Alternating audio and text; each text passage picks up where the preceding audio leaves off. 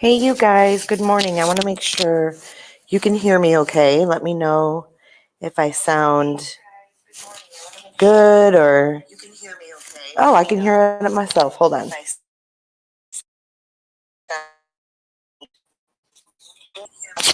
Okay. Hello, Carla. Carla, how are you? True crime junkie. What's up? It's early morning, isn't it? Jennifer, good morning. Hi, gotta go to bed or go to bed. Hey, Kat. Absolutely, CJ Green. I'll put it in chat. I want to apologize for my raspy voice this morning. I'm still getting over this cough and allergies, and it's just horrible. Hi, True Crime with Chrissy. I woke up this morning and I saw that Oney is back.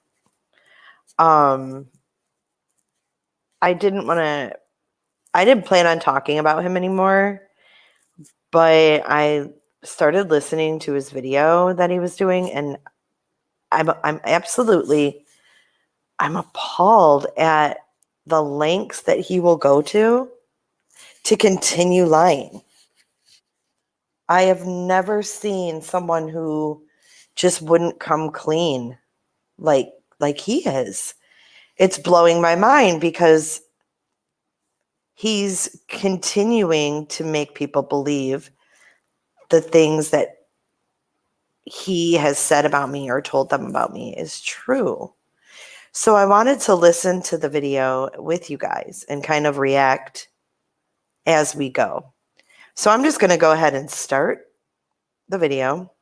It's an hour long. I may skip some things that don't pertain to me. But let's see how it goes. I just can't believe that he is, and it makes me wonder if all of this wasn't planned. You know, I am very cynical. I'm a cynical person sometimes when it comes to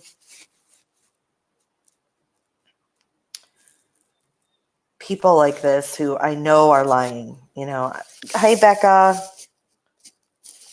Hi, Lacey.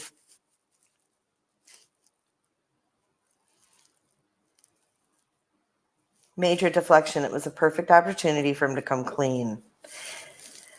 He's had so many opportunities to just own it, just own it and move on and apologize to people. I mean, what the hell? Hi, Miss Melissa. So I'm going to play this, and first I want to make sure you guys can hear it.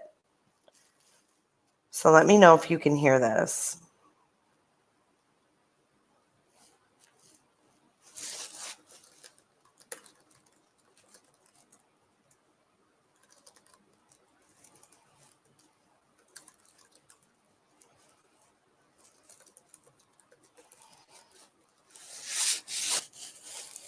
Can you hear the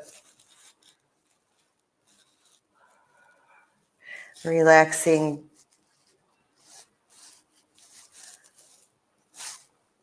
music to show that he's calm, cool, and collected?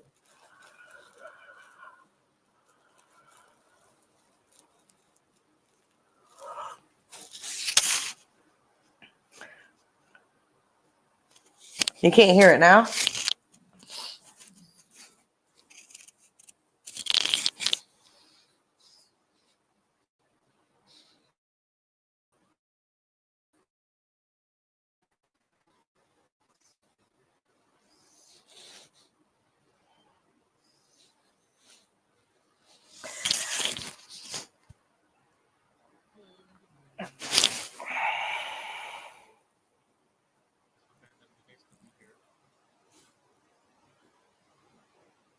Can you hear it now?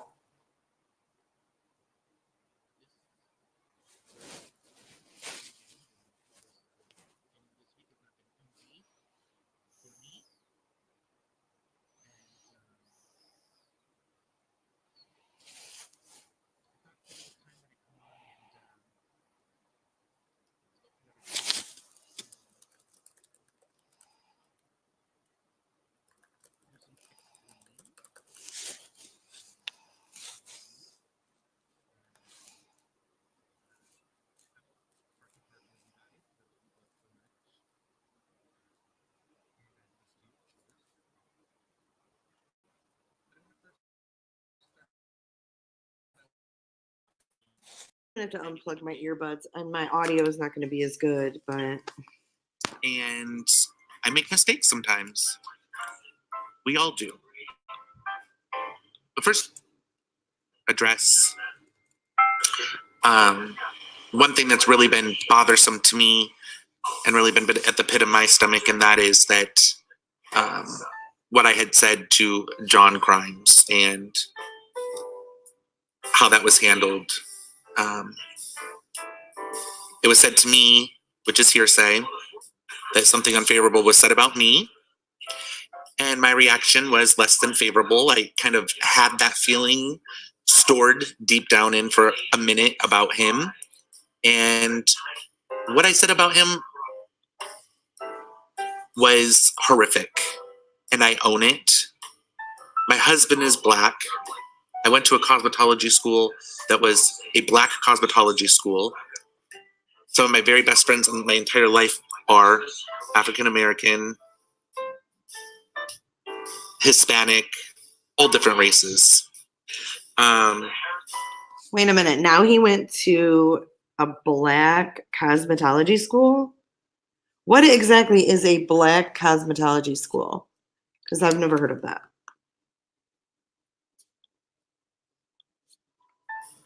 And I am a very open person, of course, being of a minority, homosexual. So for that I took that into consideration and made sure, that I thought long and hard about this and how I wanted to approach it. And so if John ever listens to this, I am deeply and gravely sorry for the choice of words that I used. And I apologize from the bottom of my heart.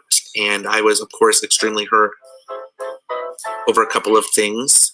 And my reaction was less than stellar. Not to mention, I feel like my actions have spoken very loud when it comes to true crime, victim advocacy, Tatiana Jefferson. I was very concerned for her and her family. I felt like it was a racial injustice. Botham Jean, also another case very dear to my heart. And the victims and these people who are being victimized. I worry about my own husband falling victim to somebody, going to the grocery store or driving down the road and having an officer pull him over and succumbing to some sort of bigotry. And it's something that I've always been extremely transparent about, and I have spoken about often. And so I give my apologies to John, and I had forgiven him, and I had let that go. God. I moved. He is actually saying that he's forgiving John for something he never said. John never called him that. John told us he never called him that. He never called him a faggot. Oh, she is too, Banksy, but this is something, this is Onique, aka Oney, and I can't catch you up on the shit show.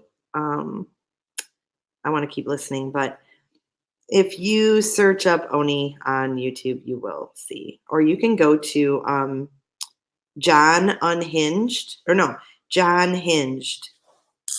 Go to this YouTube and you'll get all caught up.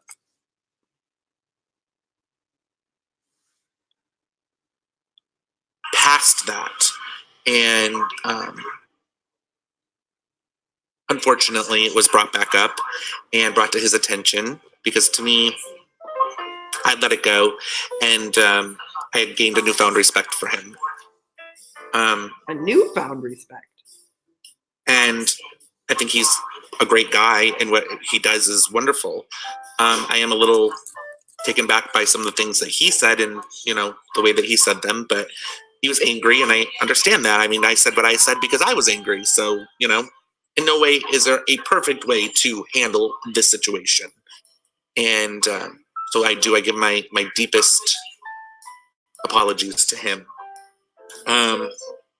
Secondly, I want to address the quote unquote cop caller. Oh, okay. When I was on Periscope, which was failed to mention, Periscope peeps. I listen had up. endured some very emotionally traumatic things over there. And in the interim of all of that, I did not call the cops on anybody. Ooh. OMG. He could have taken this opportunity with his calming music to own it. And you're right, mean girl. But, I'm sorry, but that's not an apology. You're so right. He didn't call the cops on anyone. It's so funny because I can vouch for this. Periscope people, I can vouch for this because there was a morning. It was super early. It was like, I don't know, maybe 5, 6 o'clock in the morning one night or one morning. And he called me and he told me that he called the cops on this chick on Periscope. But he told me it was because he was being harassed.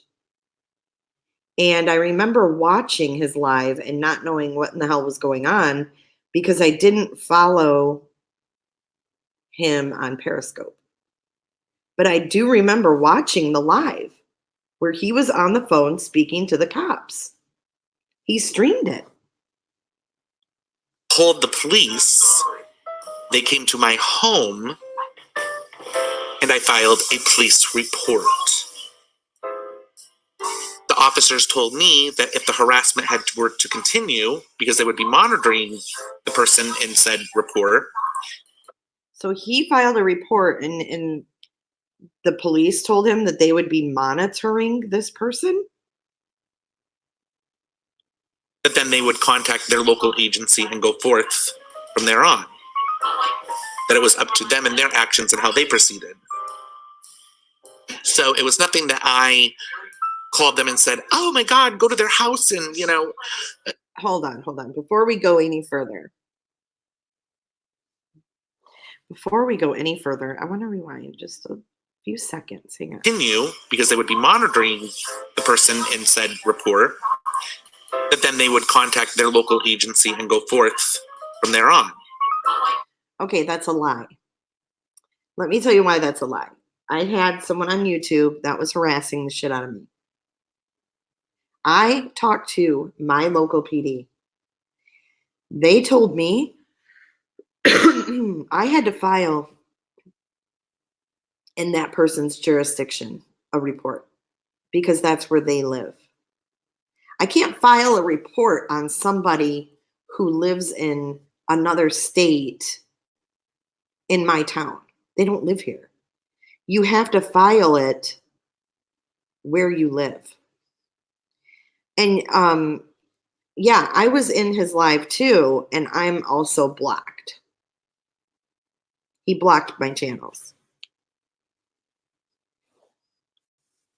That it was up to them and their actions and how they proceeded. So it was nothing that I called them and said, oh my God, go to their house and, they've got 17 AK-47s and make sure, you gun them down. It was nothing like that. It was a matter of me feeling cornered and I didn't know how to handle it. So I did file a report. Now, later on, she and I talked and I regretted doing that. And I apologized to her. I said, sorry, but yes, I did file a police report. I did call the cops. I did do that. And so I was very transparent about that. I admitted it. Yes, I felt harassed. Yes, I felt cornered. And I felt like I needed to protect myself and I needed to document what was being done to me. And so there's a huge misunderstanding. I think that this is not a matter of swatting somebody. Everything has taken a very colorful turn, and I just need to correct and definitely let certain things be known and truths to be told behind that. I owe that not only to myself, but to you guys as well. And of course, this is not easy to talk about because it does stir up old emotions. Old things are dredged up that have already been resolved, settled, and moved on in my life. Why it's relevant now, I have no clue. But whatever, we can do this. So we are.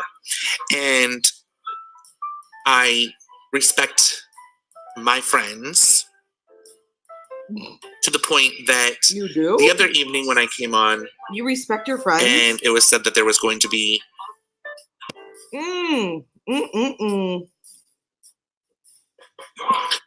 He respects his friends.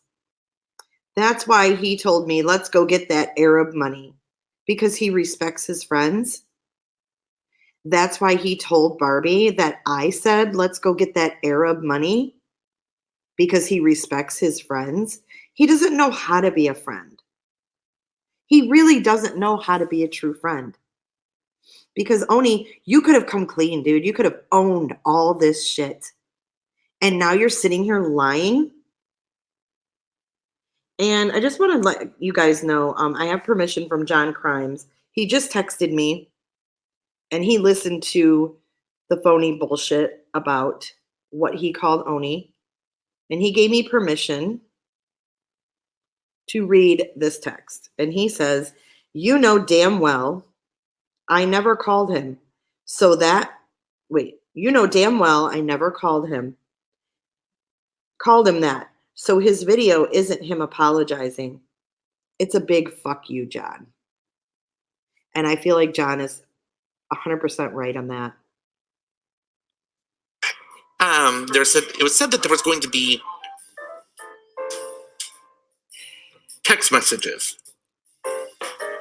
And you have to understand that if there's going to be, of course, so first of all, let me start out by saying this. I believe that text messages are no form of a receipt.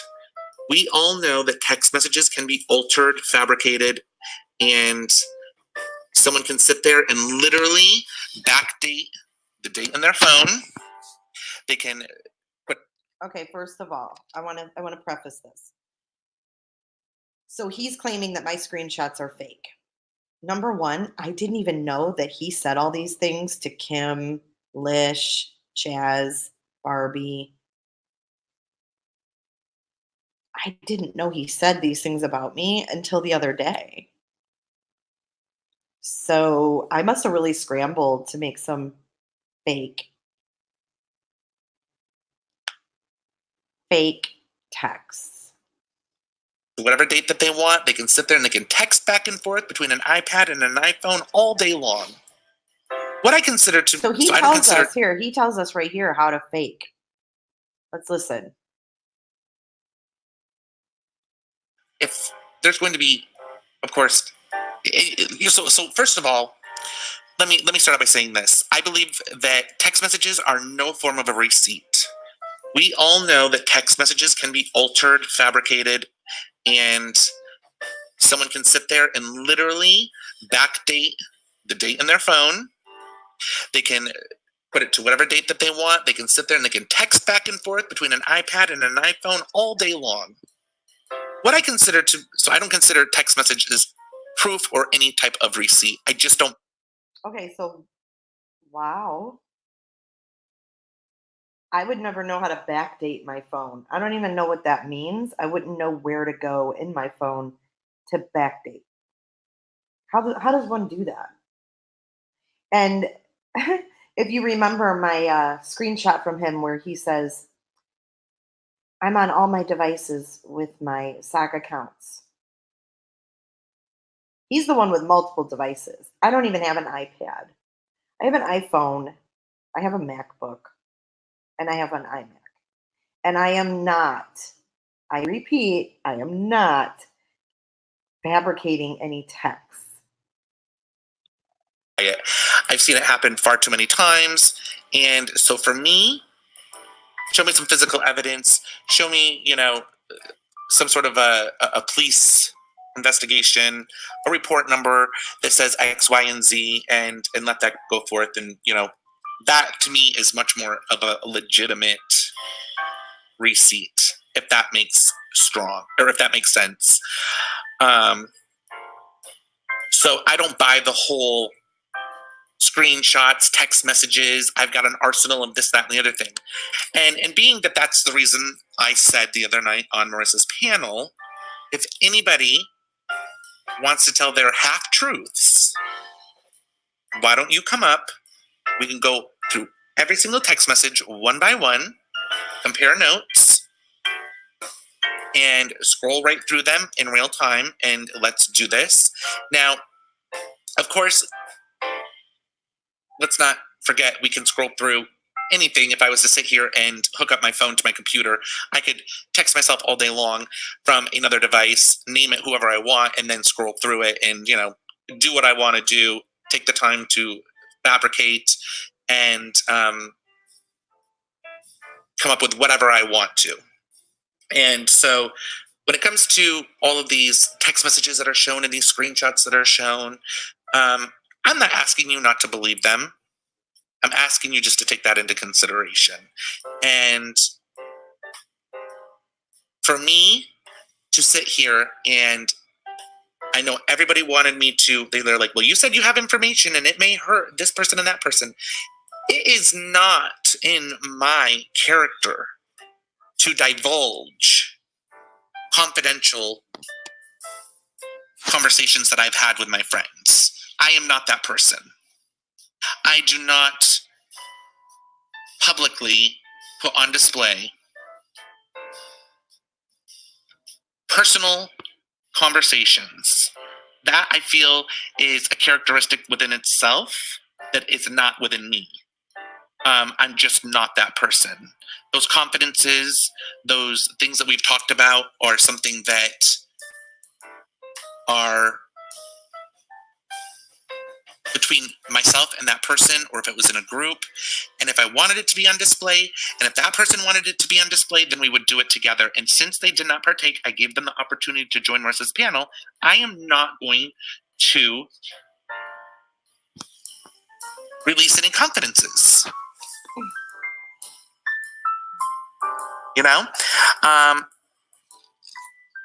I just don't. I'm not. It's just not my integrity. It's not my character.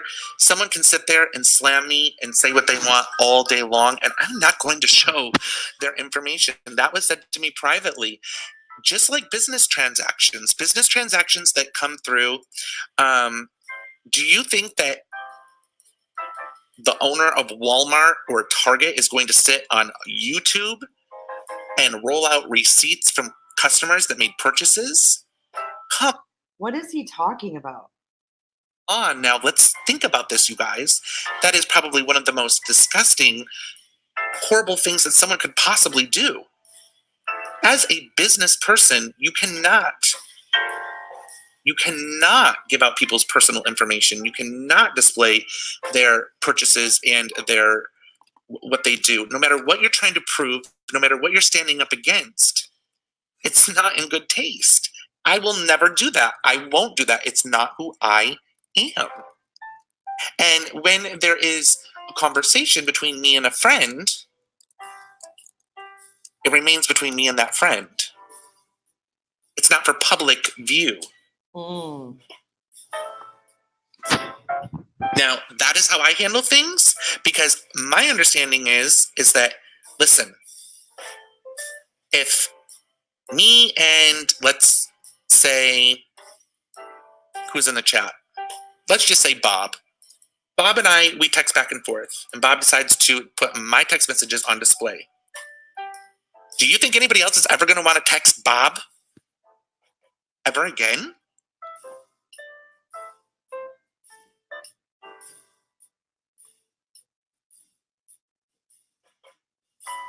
Do you think anybody's going to want to text Bob or be able to have any confidences in that person ever again?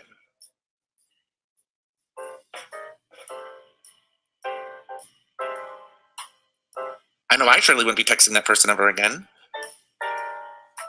Wow, that's a good deflection, Oney. Come on.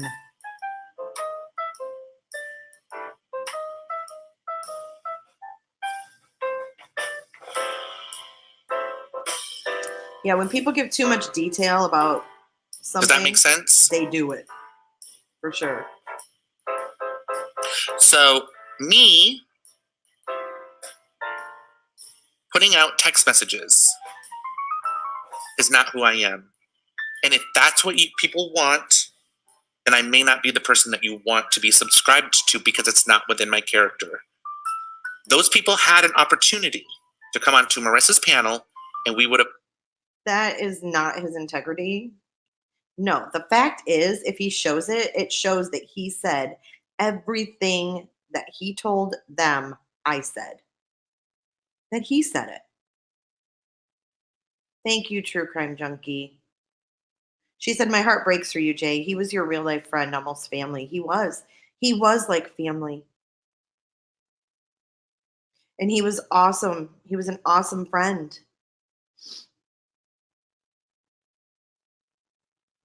You know, he does have good qualities. He is a caring person. But this has blown my mind. I knew that he lied about shit. I knew that he had problems. I know he has problems. And I overlooked a lot of his shenanigans. But this takes the fucking cake. Pookie, I want to know why Kim and Barbie were scared to break ties with him. Probably look what he's done. Look how manipulative and conniving and deceiving he is. Before we move on with the rest of this, John would like me to share a little 3-minute video that he just sent me. So I am going to go ahead and pull that up. So the title of this is Goodbye, Oney.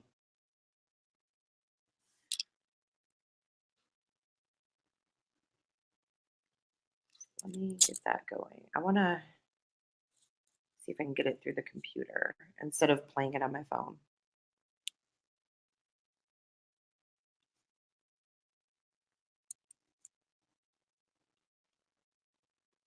Thank you, John, for sending that. I appreciate it. Okay, here we go.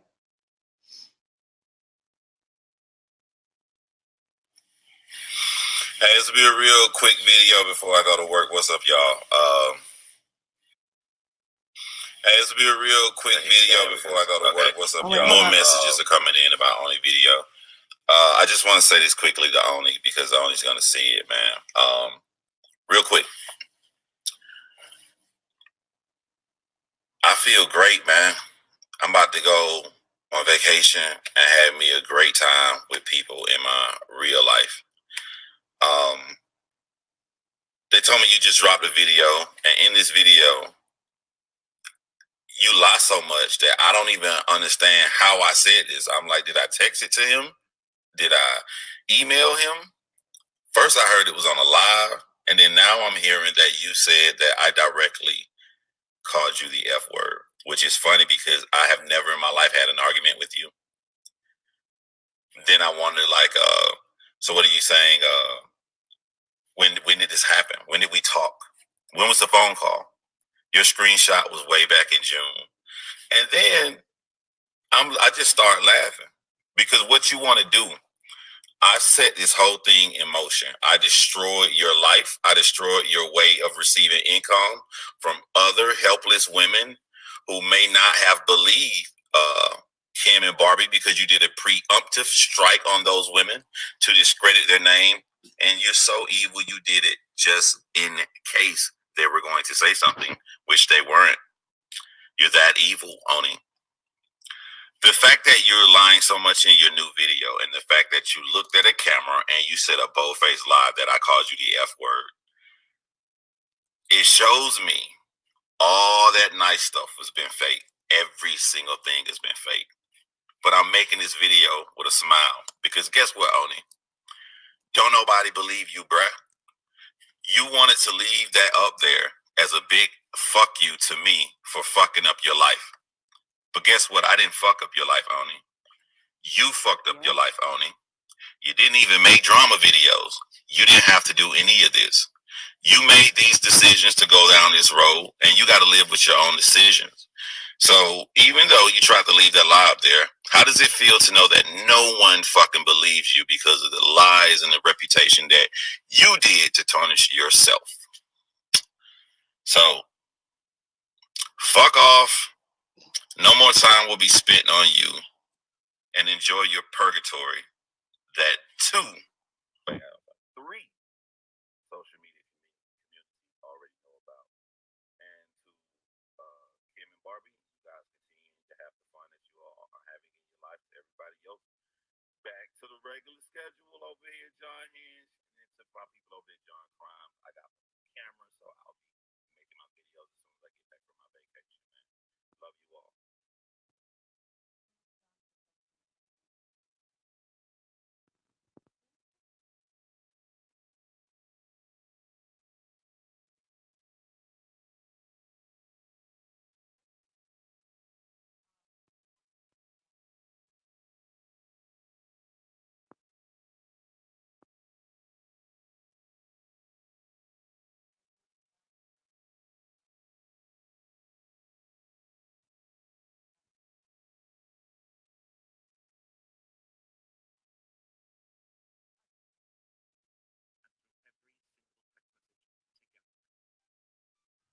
Starting from the beginning. But that's not what happened, and that was not what was done. So now I sit here with that information because only the half truths were told, and that's okay with me. I am fine with that. I know who I am. I know where I've been. I know what I've done, and I know what I haven't done. And people need to believe what they want to believe. I am not going to persuade anybody, because I could sit here and show you a bunch of text messages, and you guys don't know if I made them up. You don't know if I've been sitting here the last 2-3 days conspiring fake text messages. And that's all that's going to be said is, oh, that's fake. That wasn't real. That's not even what was said. That was, whatever. And I'm not here to battle anybody. There's no winning. There's no losing. There's no, I'm not here to argue and fight. That's not what I'm here to do. I am just here to tell you that I don't do that. I'm not going to release text messages between friends and I. If he called Oney that in a text or in an email or anything, he could have shown it. Oh, Mary, thank you. You guys couldn't hear John's? You want me to play it again? I'll play it again. Or I can play the end. Hey, this will be a real quick video. Here we go.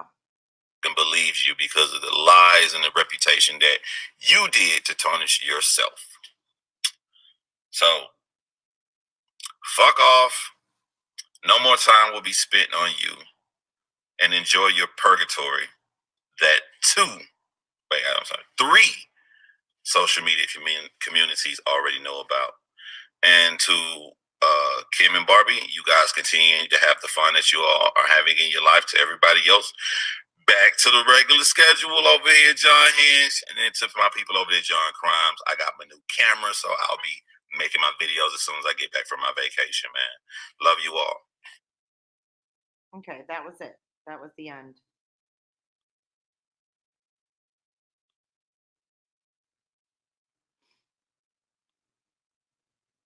Yes, we were friends for 7 to 8 years. We talked every day for the first 3 to 4 years of our friendship. Save Robbie, I just changed the name of this channel. This was my second channel where I used to go live.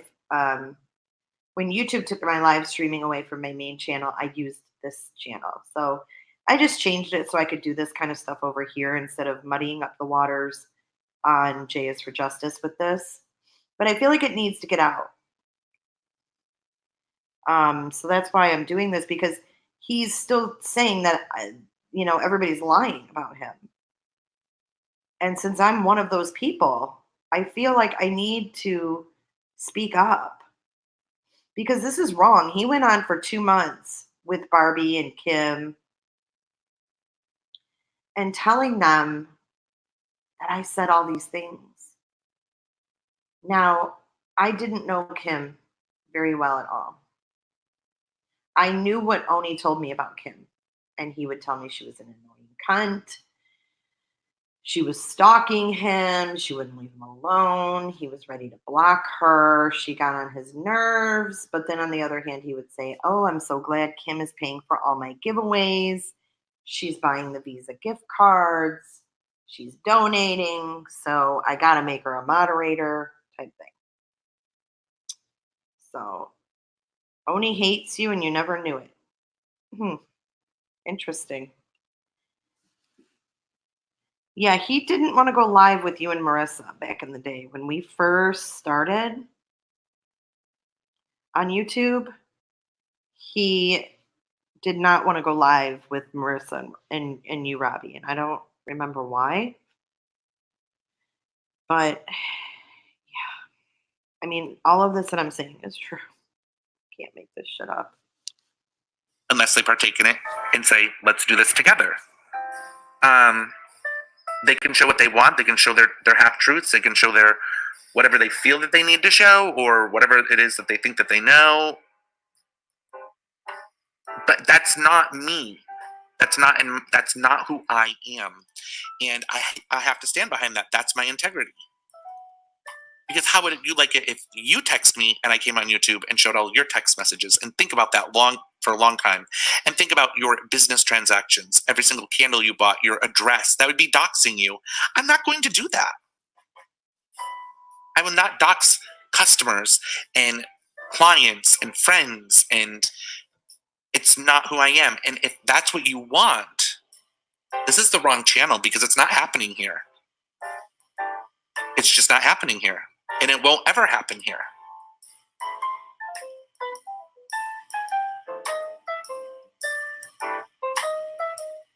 Robbie, we love you. So it will never happen here. And it's not about standing up for myself, Tammy. It's about having integrity and being... Yes, Kat. It's not about being right. It's not about fighting. It's not about any of that to me, because I don't do drama channel. This isn't a drama channel. This is true crime. So if people feel that, doing a smear campaign... Don't you love how he says he doesn't do drama? He always said on his channel, "I don't do drama. I don't do drama. I don't do drama." But he does do drama. He is drama. Most of his shit is behind the scenes, though.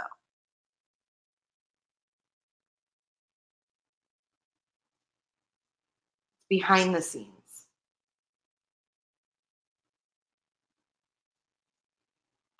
Or whatever you want to call this, or say this and say that, and do these things.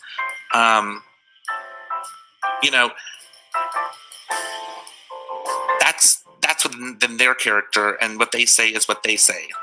I can't control that. What they say and what they do, I can't control their actions. All I can do is mine, and I know what I will not do, and I refuse to do, and that is...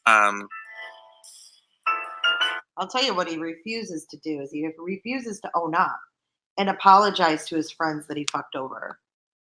Because he seriously, dude, he did me wrong. He did me fucking wrong. And I have always defended his ass. Always. When Mandy and her husband made a parody live, and it included Oney, because someone in the chat was egging them on, and they made fun of him. And it pertained to him being gay. And I defended him. I defended him publicly. He's never done that for me. All he did for me was go behind the scenes, because I don't know why. He didn't want Barbie tipping me any money.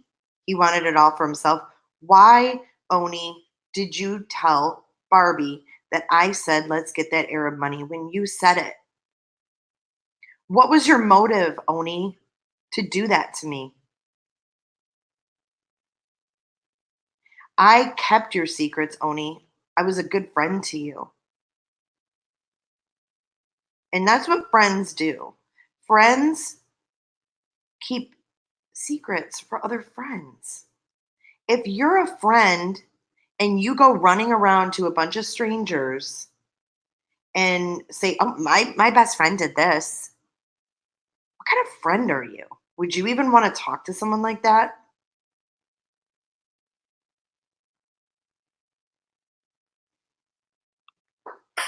You know, exploit private conversations.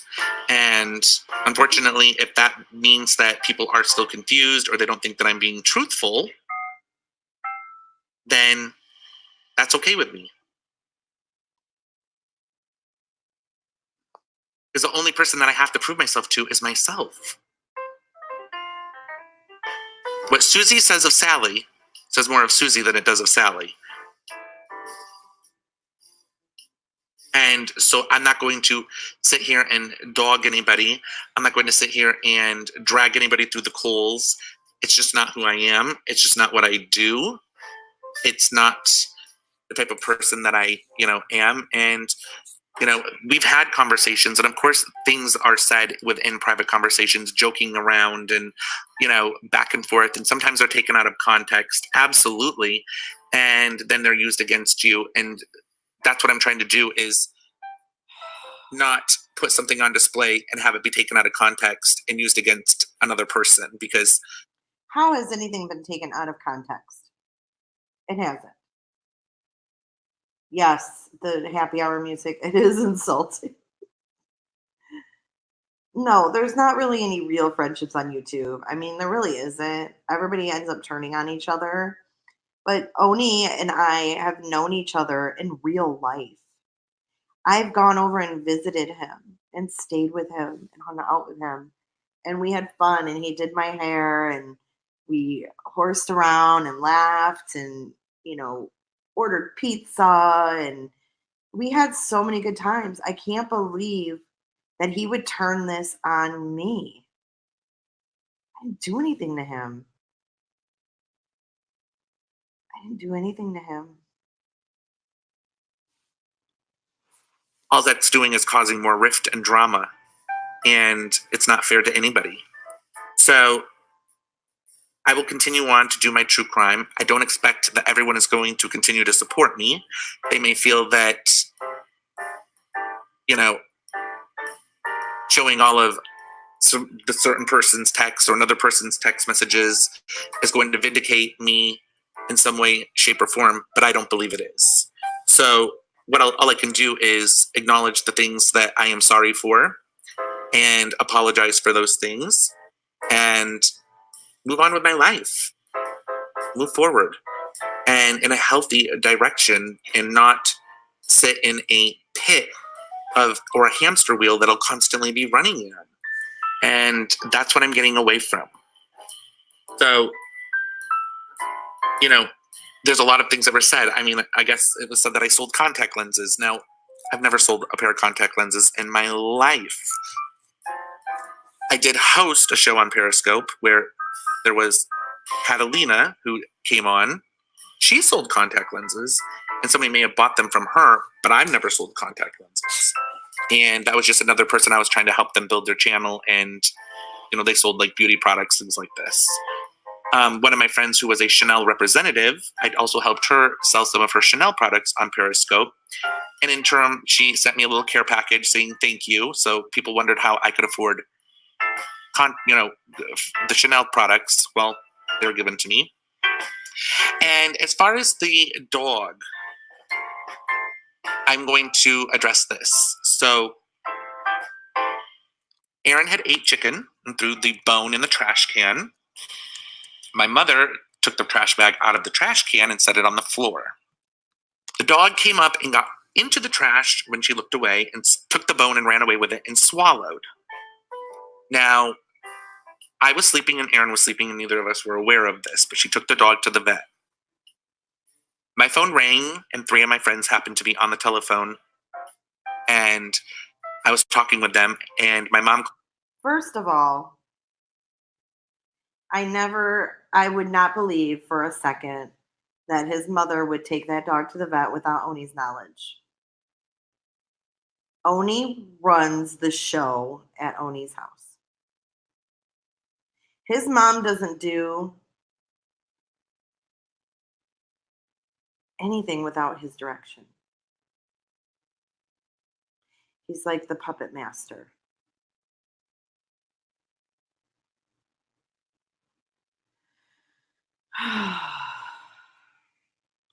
And she said, "Oh, Robbie, you and your poor aunts." just now leaving the vet with Antonina, and she swallowed a chicken bone. I'm going to text you the pictures. They think that she might be able to pass it, but we're not sure. And I'm getting ready to leave here right now. I said, okay. So she came in the door, and I was on the phone with my 3 friends.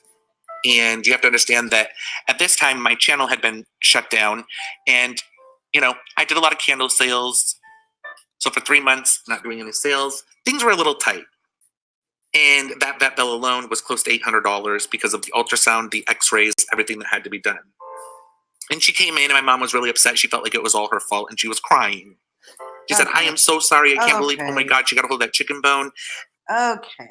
So, when Doggy went to the vet, I saw the live where he said this dog was going to need surgery. He called me, and on 3-way, he called his mom because she was at the vet with the dog. I do remember that. So he called for a month. I'm confused. Is this original content creation on YouTube? Or if you don't like it, kindly exit.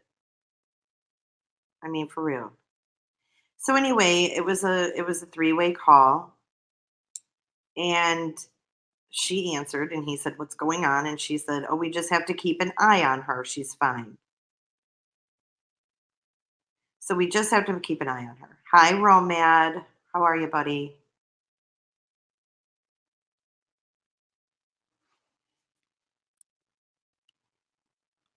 So worried that she was going to, something awful was going to. She wasn't crying.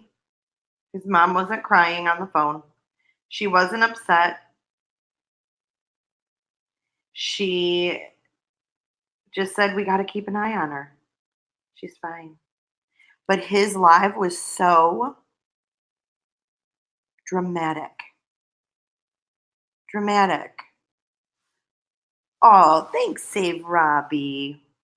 I am on my laptop, so I'm sure my audio sucks. But thank you, Robbie. Okay, let's continue. Phone. I'm going to text you the pictures. They think that she might be able to pass it, but we're not sure. And I'm getting ready to leave here right now. I said, okay. So she came in the door, and I was on the phone with my 3 friends. And you have to understand that at this time, my channel had been shut down. And, I did a lot of candle sales. So for 3 months, not doing any sales, things were a little tight.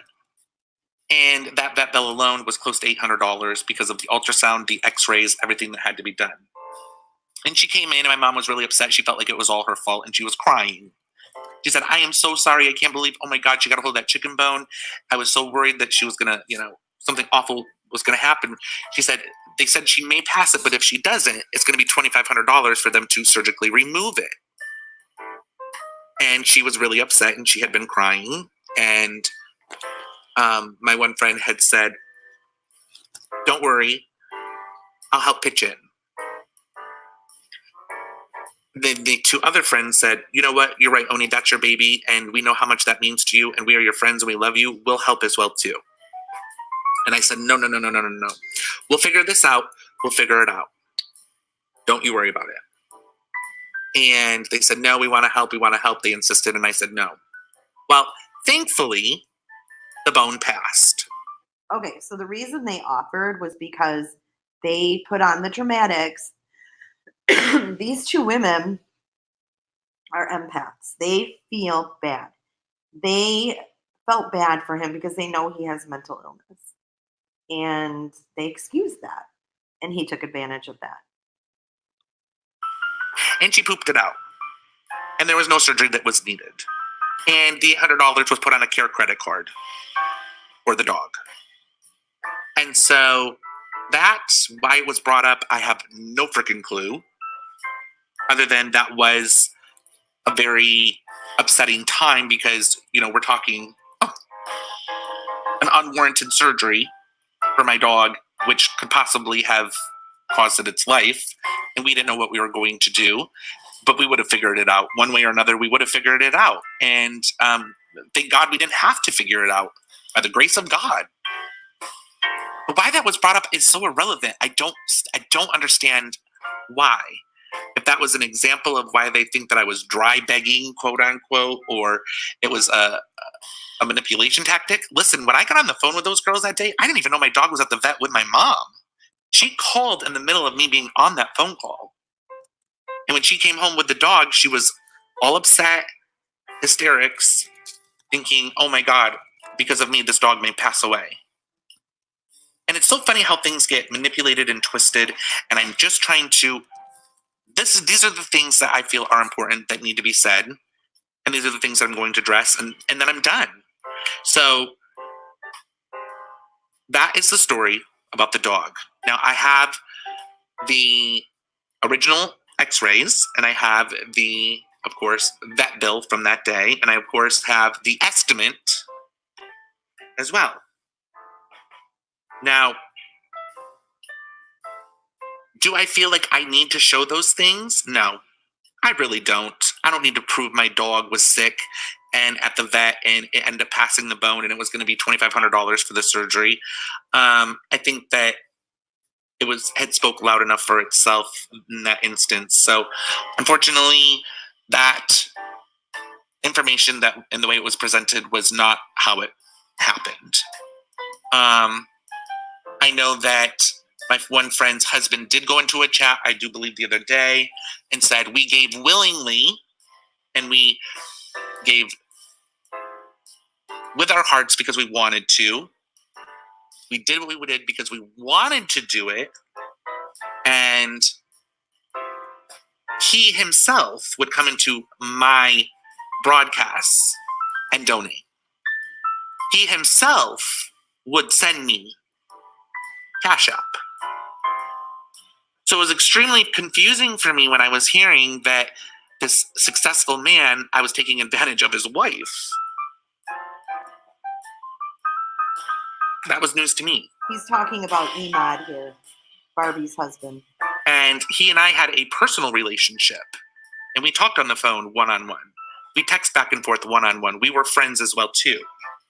So that was also extremely confusing to me. And I don't know how it was hitched, again, and presented the way that it was. And I'm still so grateful for the support that they did show me for the content that I created and my channel. And the messages would come with little things like, I love you, thank you for being a friend, this is for you being you, and all of those great things. But I want to let you guys know that about 2 months ago, something happened. And they weren't able to give and super chat and or whatever you want to call it, Cash App.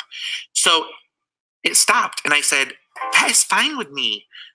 Yes, it helps, but listen, my friendship with you, if you never gave me another penny, I still love you with all of my heart. That friendship is priceless.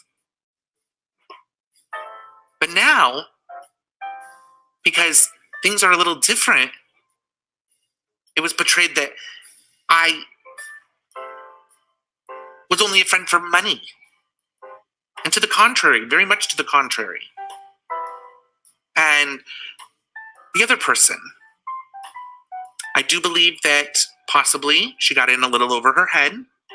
Maybe she didn't communicate her finances with her husband. I don't know.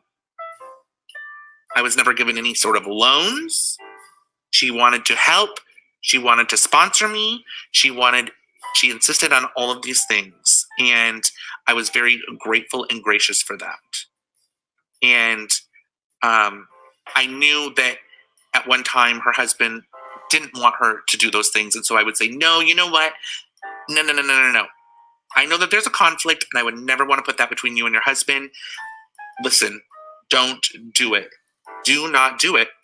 And they would insist. And so therefore, now I'm the bad person because these gifts were given to me. And I hate feeling that way because I truly loved and adored this person as a friend. And I trusted them and they trusted me. And now, Oh, he's going to cry. because I guess I was friends with Marissa, things went awry. I didn't do what they wanted me to do. And so it makes it difficult because it put me in the middle. And I always felt like I was in the middle. I was always being pulled one way or another, and it just was not fun.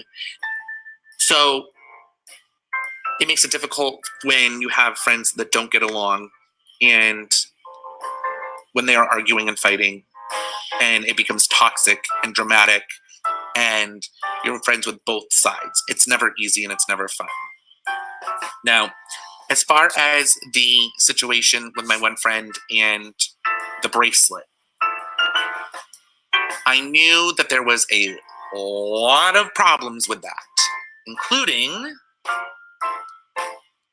our friends who felt that it was an issue because they felt that it was disingenuous and she didn't really care for her because of X, Y, and Z. And so I thought, you know what, this is going to cause a huge rift. She's not well. She's in the hospital. This is going to cause so much drama and stir up a mess. And I feel like maybe this should be done privately. So I was going to suggest that she gets some thank you notes, possibly from, Walmart, the store, whatever, Target, fills them out and sends them out independently and personally to each person and thank them. And it might be a great way to also thank them because she couldn't speak at the time. And that blew up in my face. And I think that that was where her husband kind of blew up and said a lot of horrible things. And I think that it kind of came to that the support that she was showing for my channel, he didn't support my channel as much as she had done, and he didn't know about it, or I don't know. I don't know what the situation is there between the two of them. But I do know that my heart was in the right place. This person wanted 72 hours of peace. I tried doing that for them. I tried making a peace offering between two creators that didn't get along. Do I feel like this person could have peace? All I was trying to do was protect them. Tom, I noticed that too. He says me. Our mutual friends knew all I was trying to do was protect them. And in the end, again, I was the bad person. And that's okay. And I'm fine with that. I've already accepted that. And I have nothing bad to say about them at all. I have nothing bad to say about my other two friends, her husband and herself. They were very, very kind, loving, generous, amazingly truthful, honest, and loyal people. And it was an honor to have been their friend. And that's all I can say. Because there was no wrongdoings. Maybe some misunderstandings, but no wrongdoings. No malicious intent, maybe some misunderstandings, but nothing that was... There was no horrible interactions between us. No words were really spoken that were horrific. There was... Yeah, like, it didn't end badly. It just didn't end badly. It just ended. And it was, in due part, a lot of, I think, miscommunication. And miscommunication is a huge thing. And when you are not able to communicate with someone and you want to be able to have a reasonable explanation and you want to be able to talk things out maturely, privately, and you can't do that, and then you're starting to have all these other things that are coming up and someone else is questioning, your credentials, it was difficult. And then I have the question of my credentials. And the questioning of my credentials, I tried to squash that right off the bat. And I went on with the intent of showing my license, which I did, my cards, which I did, and talk about my unfortunate experiences as a child and my health. That turned into a clusterfuck. Okay? Literally, it turned into a clusterfuck. Pretty much as soon as I was done, more people started coming on and that were in support of me, but then it turned into this whole saying the names of these people, saying things that probably shouldn't have been said publicly, and that's not how I wanted it to go at all. Like that's not what I was there for. I was just there to say, hey, it's been said to me, I'm not a hairstylist and makeup artist. Please let me show you my credentials and show you exactly that I was. Let me show you and prove it. That's all that was for. That's all that was. It was not for a smear campaign on someone that I cared very deeply for a very long time. It was not a smear campaign for someone that I felt was not in a healthy position to be spoken to about like that. So it was not my channel. It was not in my control. But I didn't partake in it either. If you watch or see the replay, I did drop off and left. But my intention, or what I thought we were going on there to do, was to say, unfortunately, this has been in question. This has been said, and I just want to show my truth, show you my credentials, so people that may have questioned it, or if it got around in the community, were aware that my life was not a lie. And it turned into a shit show. And because it was about me and showing my credentials, then it of course flipped back on me, and I was the person that was attacked. And I get it. I understand. I get it. But it's hard.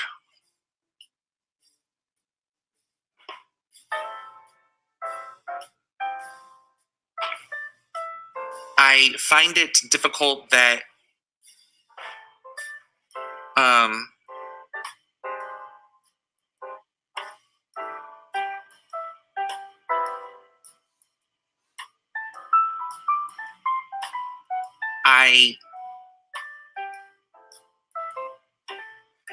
I don't know how to say this. Like, I find it difficult that my personal life, health, and well-being, my private information has had to be put on display when it could have been handled privately.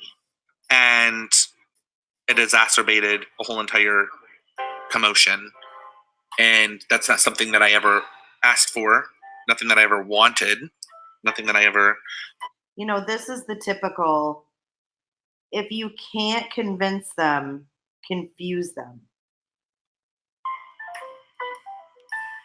You know, expected. So I don't know how it got to that level so quickly. I do, but I don't. I'm still confused myself on a lot of things. But at the end of the day, I never called Ems and said that I swatted a makeup mobster. I don't even know where that came from. I talked to Ems like once, and I was so confused when that was brought to my attention today. I was like, what? What? Whatever. Okay. Okay, so yeah, so that didn't happen at all, and I think Ems corrected that and said no, because she knows the truth. I know the truth. And then the next thing was that I had claimed to have had cancer. Now, I've never claimed to have cancer ever. I had a nodule that was biopsied, and I was very transparent about that, and I shared that experience with you as I was going in for my CT. I tried going live during my endoscopy, and as soon as I got the results, I shared them with everyone and said it came up a fatty node. How that transpired into me having or claiming to have cancer is beyond me. Now, colon cancer does run in my family, but I've never claimed to have ever had cancer to anybody. No one at all. So, again, here we are with people and some people in chat, and we know how this goes. We're throwing things up there. I didn't even know what the hell they were talking about. And I'm like cancer? What? I'm like, I almost started laughing at that because I was like, no, that's not true at all.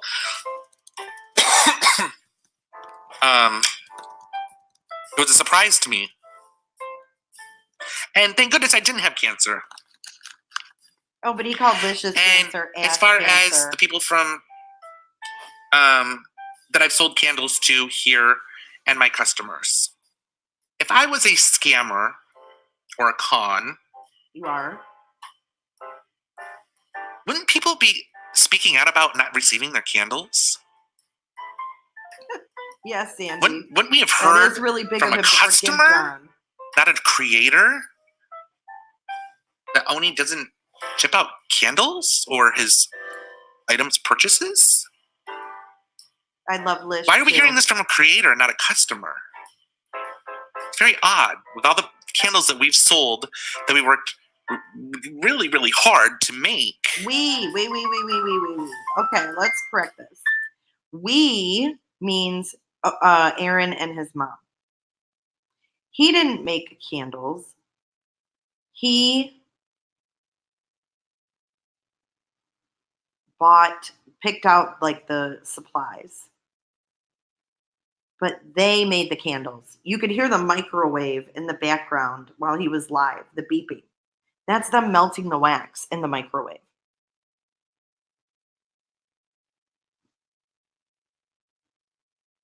Or they used to melt the wax in the microwave. He didn't make them. That one still puzzles me. As far as the items that were over on Periscope, I basically sold a lot of crystals, and I did handmade jewelry. And the only time that there was any sort of flunkus, if you want to call it that, is someone had ordered a large amount of beads to make their own jewelry, because I did have beads, but then they disputed the charge with PayPal, and I got stuck eating the money, and they kept the beads. What does this have to do with anything? Beads? There's the truth for that one. So we no longer use PayPal. That's why nobody can purchase through PayPal, if you noticed.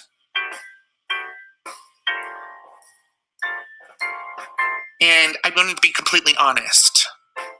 Over the course of the last 3 days, emotionally, I felt that mine smelled like sick smoke. These people wanted me to commit suicide. They wanted me to kill myself. They wanted to break me down, beat me down, and hurt myself and never return. That is how I felt. I felt as if I was at a witch trial and about to be hung. Come on. For a bunch of misunderstandings. Did I think about it? Was I on the edge of killing myself?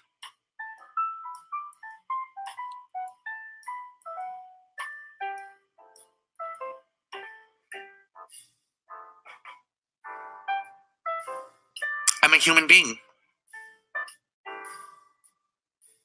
I can only tolerate so much.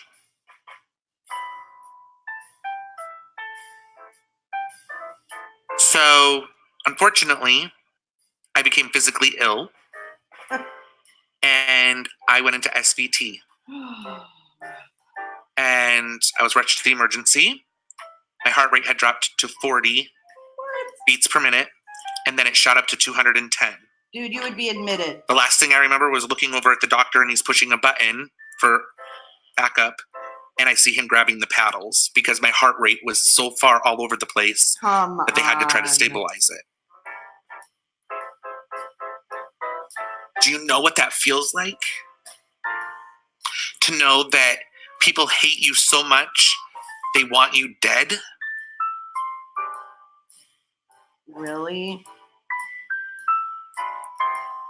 They Nobody try to wants you convince dead, everybody dude. else to hate you that much as well, too?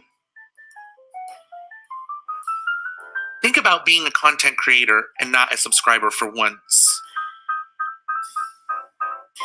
Think about the words that you choose when you're typing in a chat. Guilt trip. And before just jumping on a bandwagon, sit back and look at the big picture. Because we are human beings as well, too. And I don't do a drama channel. I don't do a hate channel or a screaming match channel, or I am a true crime channel. And I do a little bit of real life stuff very minimally. I don't do arguments and bashings and doxings and showing, whatever I possibly can to try to crucify somebody. It's not who I am. It's not in my character. It never has been and it never will be.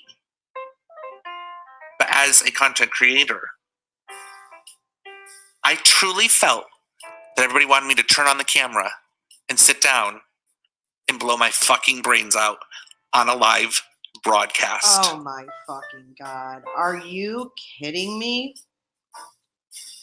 I have to pause there. Really, Oney? Come on. Did you really just say that? That's how I felt. And I'm being completely honest. If you guys want the truth, that is the truth.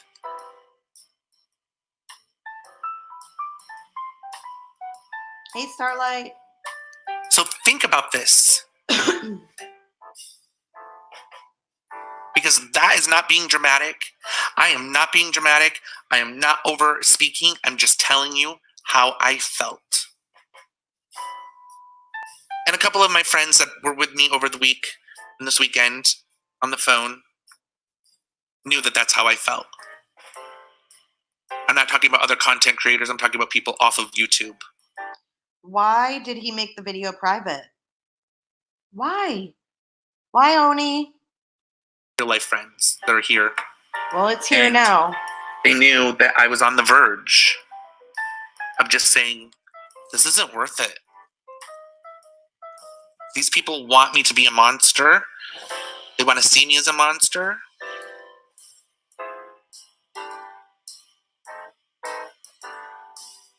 Then what's the point in living?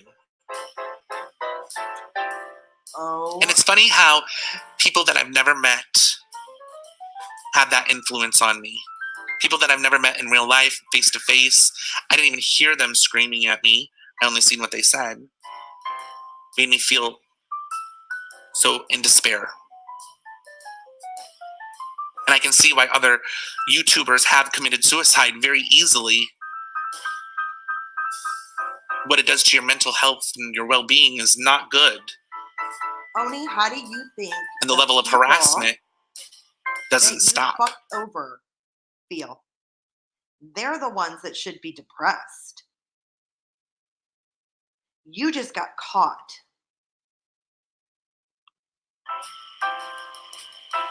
People may say, well, putting yourself out there makes you a target.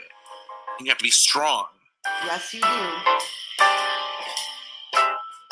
But I don't think that that's the case here. We see athletes in front of thousands of fans standing in the stands. But do we ever hear them chanting and ranting horrible things to them just so they would want to kill themselves? Making them feel like they are the scum of the fucking earth? That they are nothing but a liar, a cheater, a person that wants pain on other people, a scammer, a fraud, and my whole life was a lie, and that every single thing that I've done in my life has been out of manipulation to hurt other people? How would that make you feel if that was on your head?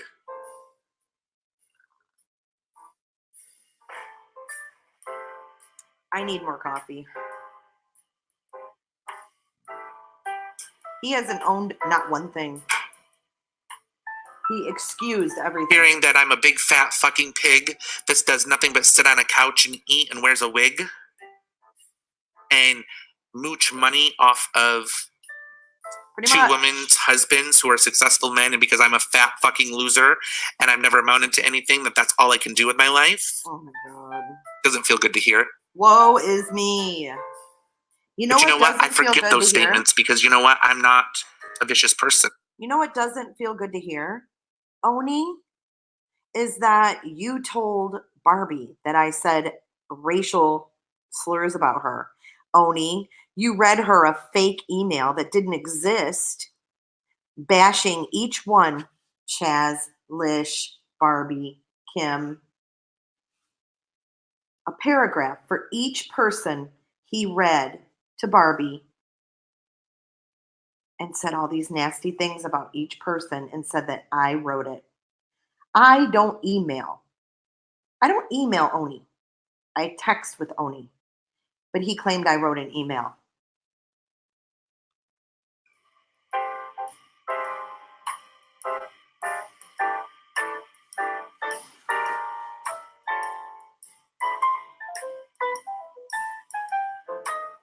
I'm waiting for Schroeder from the Peanuts Gallery to come out. I don't think that's that person's real. That I know another side to that person. I know a really great side to that person. Unfortunately, I think the worst was brought out. And so I forgive him. And I hope that he forgives me as well for the things that I said. We can have a mutual understanding and an agreement to move on with our lives in peace. I think he's a great guy and father. And I know that at one time he thought the same thing of me. So I'm going to make it my mission, after experiencing what I've experienced, to try to help people that may feel victimized. He's going to help people? Put into a corner. And hopeless. And I've always stuck up the suicide prevention. I've always tried to root for people for suicide. But it's never been this bad, you guys. And I'm not saying that, you know, yes, I was going to do it, or I had a gun and had it to my head. Nothing like that happened. But I'm going to tell you, it crossed my mind that that's what wants to be seen. They want to see me blow my fucking brains out, and they want to see the inside of my brain smeared on the wall. That's what they want. The fuck? And you can't convince. Hold on. You are sick. You are sick, Oney. Let's replay that. And hopeless. And I've always stuck up the suicide prevention. I've always tried to root for people for suicide, but it's never been this bad, you guys. And I'm not saying that, you know, yes, I was going to do it, or I had a gun and had it to my head. Nothing like that happened. But I'm going to tell you, it crossed my mind that that's what wants to be seen. They want to see me blow my fucking brains out, and they want to see the inside of my brain smeared on the wall. That's what they want. Oney, please get help. Aaron, Mama L, get this man some help. Stop enabling him. Stop doing everything for him. Make him be accountable and get him some damn help. And you can't convince me of anything different. I'm sorry. But that's how I feel.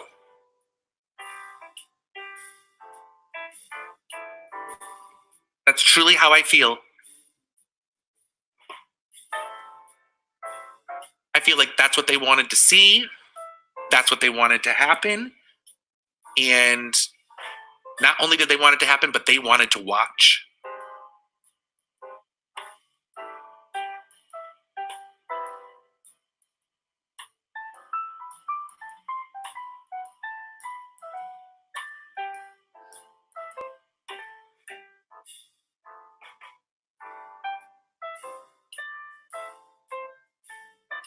But I didn't do it.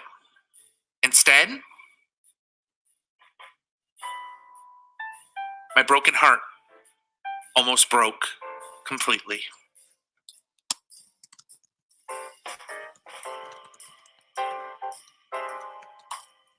And by the grace of God, I have the best husband who I adore, and we have a very healthy relationship. Is it perfect? There's no such thing as a perfect relationship. But what I can say is that he's never cheated on me, and I've never cheated on him. I can say that he holds my hand, and when I'm sometimes at my weakest point, I'll say, I'm sorry. I know that this is probably not where you want to be right now. And he says, I don't care where I'm at as long as I'm with you.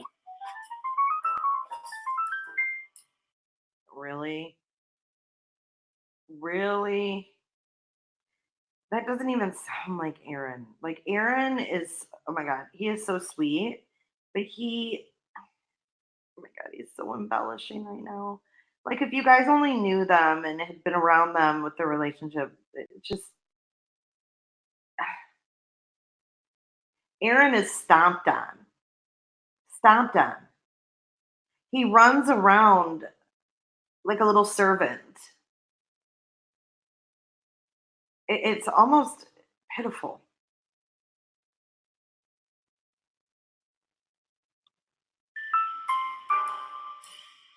And he is a black man. And I respect and I love him. And he respects and he loves me. And that may be unfathomable but it's the truth.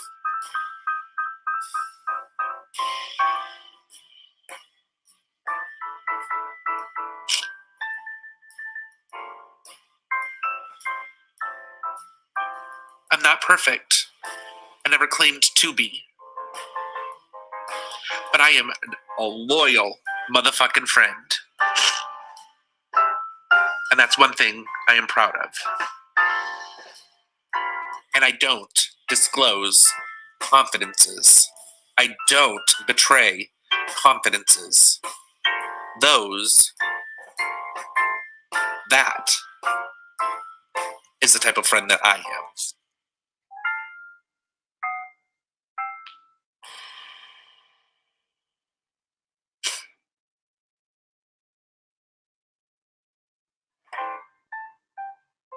And we all say things when we're angry. We all say things when we're mad.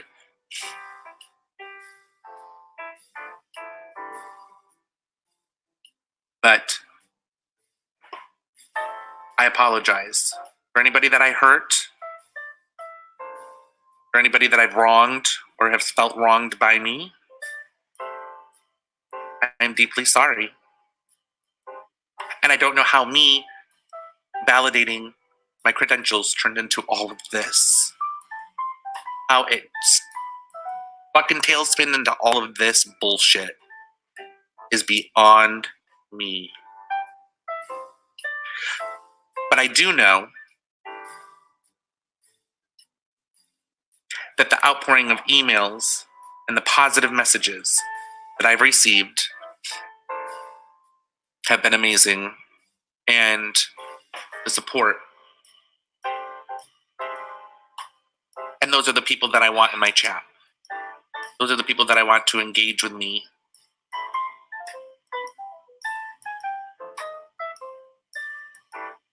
Those are the people that matter. And that's why I'm here. Nothing else matters to me. Other people's opinions at this point don't matter to me. Other creators' opinions, other subscribers' opinions. I'm not here to win, fight, or be at battle. I am here to talk about true crime, and you just so happen to be interested in it when we share the same interests and viewpoints. We can laugh, we can cry, we can discuss the theories, and move on. And that's what I'm here to do. And that's all I have ever wanted to do. So now he wants to come back and he wants to do true crime. And he wants his viewers to continue watching him. Unfortunately, this happened. And I'm going to continue on. Yay. Because you can't keep a good bitch down. Wow. And Oh my god. Are you kidding me right now? I feel lighter. I would too if I just blew all This that morning I had to snot go out my to nose. my the skin doctor, dermatologist. It was the first time shit. I had to wait 10 months to even get in. And they had to scrape some skin off my face and my forehead. I think you guys probably know those dark spots I was working on trying to get lighter. And then they scraped them and then they froze them. And so I'm looking real gorgeous right now. But it's so funny because I go to pick up my phone to text my friends that aren't there anymore to tell them. The ones that I've been friends with for so long. And it's weird because they're not there. No, they're not. You fucked them over. So my life is changing. There's lifestyle changes that are being made. And within that,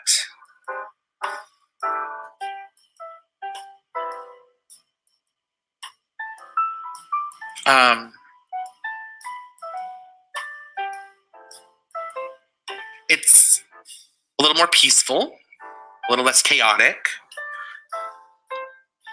I miss them like hell, not gonna lie.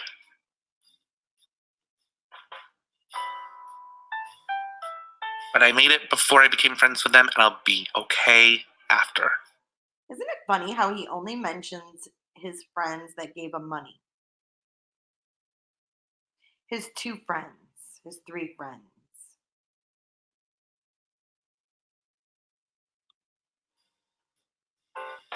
Just a little lost for right now. Just trying to find my place in the world and regain my strength, my health, first and foremost. My husband still has my phone and will not tell me where the hell it's at, which irritates the shit out of me, but he's only doing it because he loves me. Okay, he may have your phone, which I don't think he does, but you have Apple products, okay? So your iMessages are on every device. And I said, I'm going live, but I promise I won't read comments, and I just want to go on and just talk. And he said, okay, you can't read comments because if you get upset, the doctor does not want you under any sort of stress. Aaron would never tell him what to do. Aaron would never tell him, if you go live, then you have to do this. Their dynamics are not that way. Oney makes the rules. I said, I got it. I won't. I may get emotional, but I'm going to try to not be stressed. So here I am.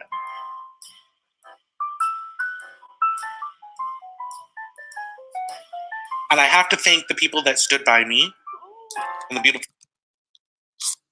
Oh shoot, what did I do? Yeah, good call, Casey.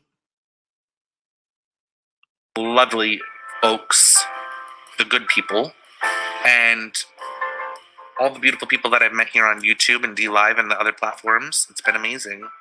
And that's why I knew I had to push myself, pull myself up from where I was at mentally and influence others that may be put into this sort of a situation to let them know that they too can survive this and they can get through it and they are strong.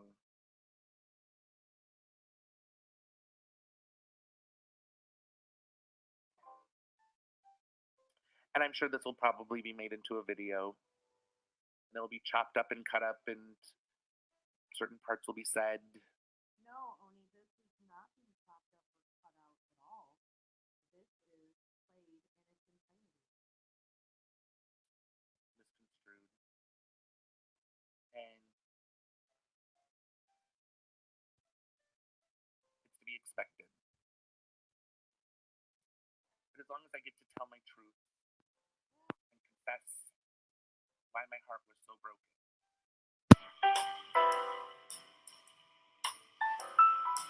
And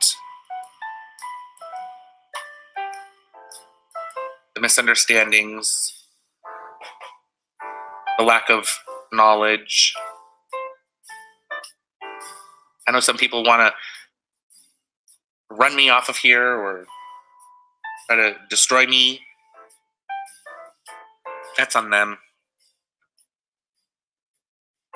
I'm just going to come do my thing, stay in my lane, do my true crime, have a good time with the people that I know that love me and care about me. Who? And that's what I need to focus on. And if anybody thinks that I am some sort of a quote-unquote cop caller because I filed No, you're a cop. a local note with my local police department. A local note with my local police department. And you're a cop caller because you called the cops on Mandy. You did not tell me before you called the cops on Mandy. You told me after. And for the people that are coming after me for not saying anything, if I was a good friend, do you think that I would go tell a bunch of strangers something that he did? What kind of friend is that? If you're a friend to someone and you go and tell a bunch of strangers everything they do, wouldn't you wonder what kind of friend you are? So he can deflect and he can turn this around on me. But the bottom line is, yes, I knew he called the police. And I admit that. But at the time, back in January, when I had been on YouTube for maybe a month and a half, why would I run to a bunch of strangers and tell them that he called the cops? Now, the truth of the matter is, when he called me and told me, I said, why the fuck would you do that? They're going to think it was me. He's like, because she was going to go out live and slam you. I stopped it. And I was like, not cool, not cool. I took the fall for calling on her too. I was blamed. DWAP was blamed. Other people were blamed. And it was supposedly Jay. And, plus I was dealing with my mother who had just died. So the cop call came in 5 days after my mom died. It wasn't on the top of my mind. Heather, he did delete it. He did. But these are the confessions of his broken heart, and he deleted it. Then have at it. Okay, Blondie, he did tell me a lot, but you got to remember, Mandy's call was in January. The others came in April, I think. So in April, we weren't talking as much as we were in January. There was a lot of things that had happened and kept going. So I don't know what to tell you. I don't know what to tell you. And furthermore, that text from about John Crimes came through in June. We parted ways right after that. Right after that. And I never agreed with any racist comments. And I never said any racist comments.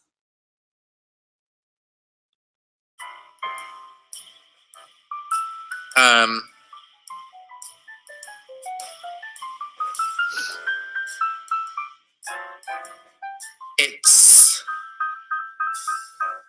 I believe, within my right, if I feel I'm being harassed, to have it documented legally. And I would suggest anybody else that also feels that way to do the same. Because it's important that you protect yourself. And, in no way was this sending somebody's, it was basically portrayed that I said, oh my God, they've got, 175 AK-47s and ammunition up the wazoo. Hurry up and get over there with your SWAT team and surround the house and take them down. What? No. I called my local police department. They came to my home with their gun in their holster. And I filed a report. So that means that I am a swatter or a cop caller or this awful person or human being.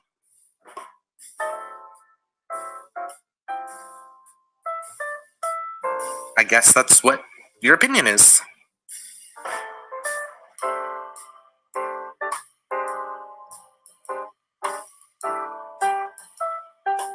And I love you guys so much.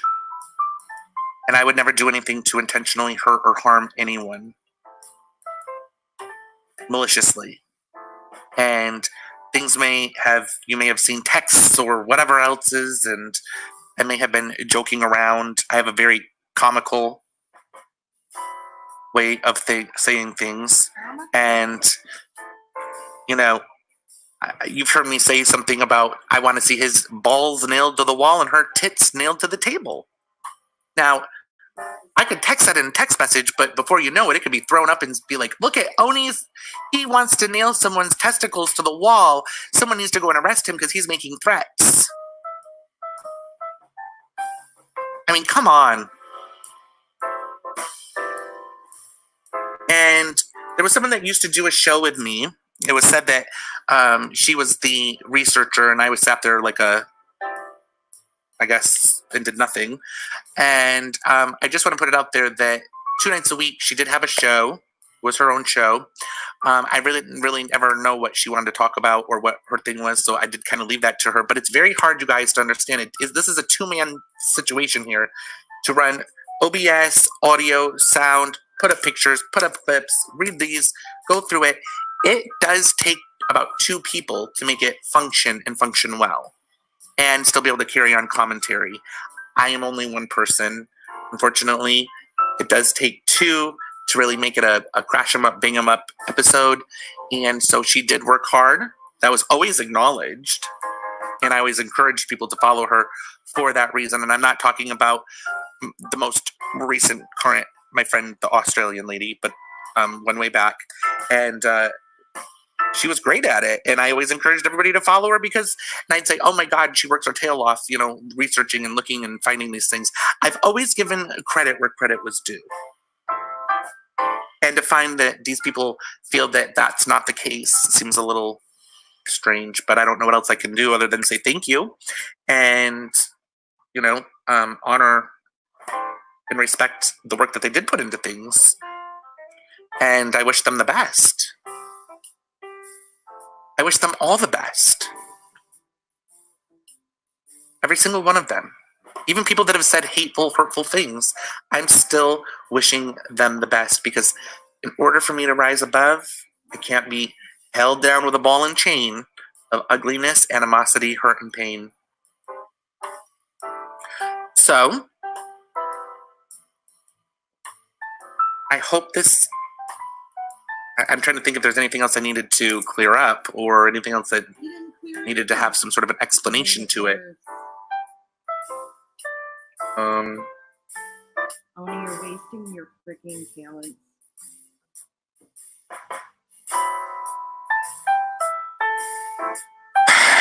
Is there anything that I'm missing? I'm trying to think.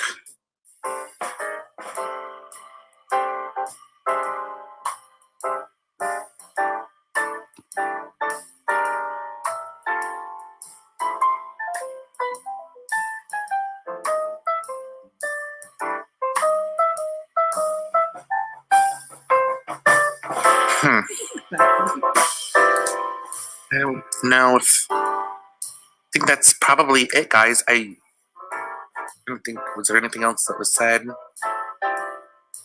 Anything I need to cover?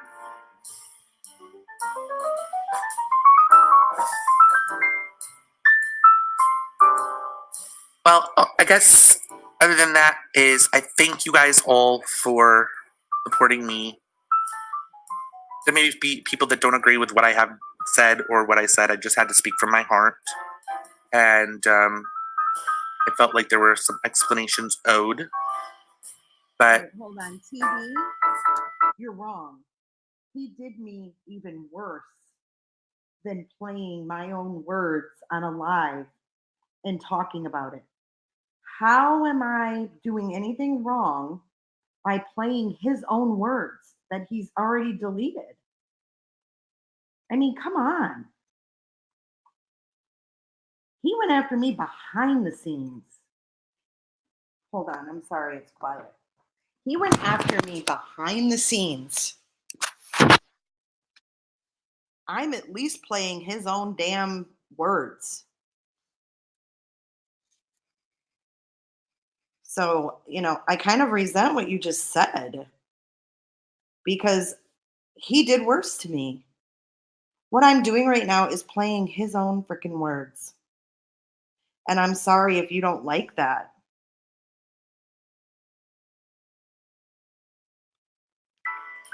I don't know if I've said and done it all. Oh, you've done it all.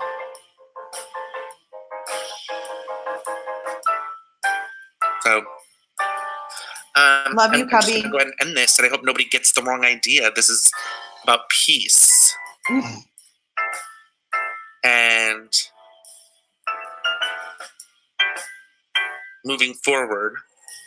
Yes, I'm friends with Lish. And I will be back with some true crime. And I love you guys all. And I am sorry, and I apologize for anybody who may have been hurt by my words or actions. And it's time that I move on and share this true crime with you guys and have a good time doing it. I'm not perfect, never will be. And if that's what you want, then you're at the wrong place. So, and I hope you guys understand that it's within my best interest to not divulge anybody's personal conversations or information, because that's not who I am. I don't do those things. And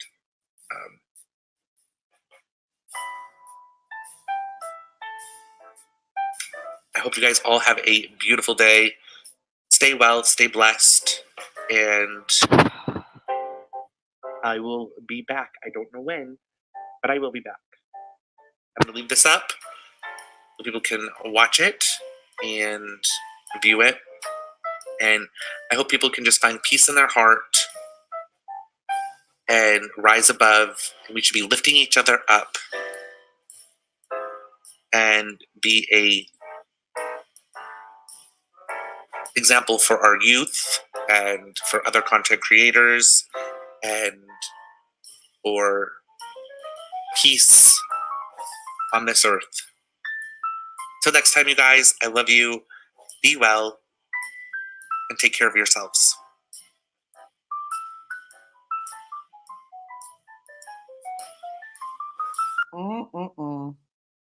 Okay, so did he delete it or what?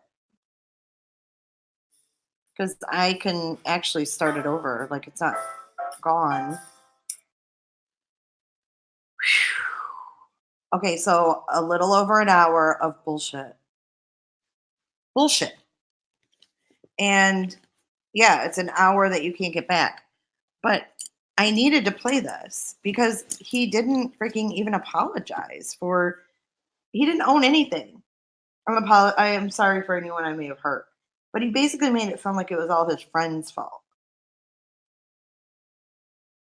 Oh, he's deactivated his Facebook? Or I mean his YouTube? Why wouldn't he? Why? Let me see here.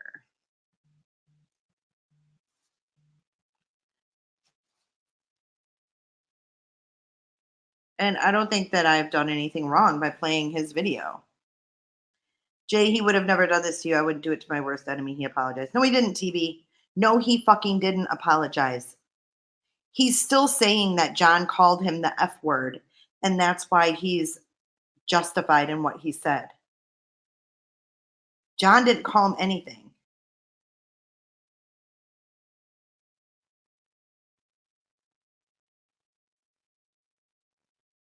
Give me a freaking break.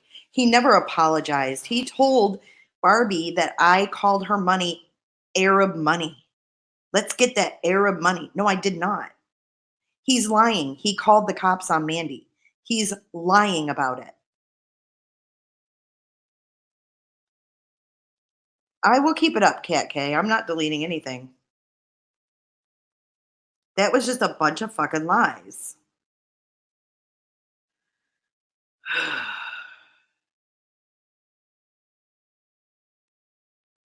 TB, I'm not going to sit here and defend myself. I just played his own fucking video.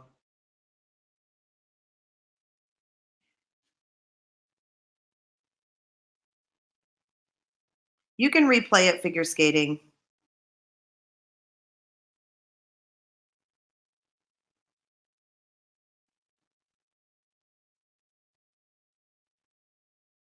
Well, I don't want him to hurt himself. Of course I don't. That's not my point. My point is, what if I hurt myself because of the lies he told about me? Why, because I come across as a stronger person, is it less important? Because I don't go live and cry and talk about blowing my brains out and people seeing the inside of my brain? My feelings in this are less important. It's less important because I appear to be able to handle it. No, it's not. And I don't think that he's going to hurt himself. He has two people there that live with him, that are with him 24/7. They're in a small 2-bedroom apartment. He doesn't go anywhere. I don't think he's going to commit suicide. I'm just saying. And I don't think that he's suicidal. I think he is using it for manipulation. I've seen it. I mean, any of us who were lied about by Oney could have hurt ourselves. Thank you, Save Robbie. What if Mandy hurt herself? What if John Crimes hurt himself? What if Lish did? I mean, what if any of us did? Correct.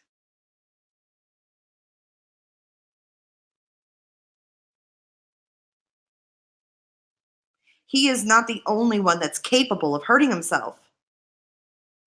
And you know what? I resent that because we seem stronger, me and John and Lish and Barbie and Kim, we all seem like we're strong and we got it together. So our feelings are less important? No, they're not.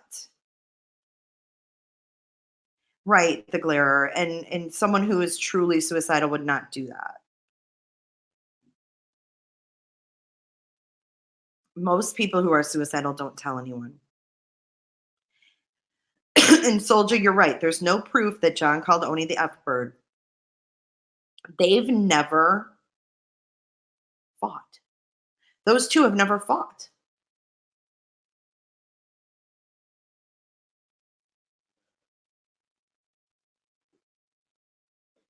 I mean, let's not get manipulated in this situation. You know, let's not let ourselves get manipulated. Let's think rationally. Oney has always portrayed himself as a victim. Always. He goes live, he talks about, things that happen in his life and blah, blah, blah. And everything made him a victim, right?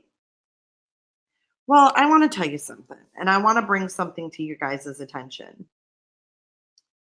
When he talked about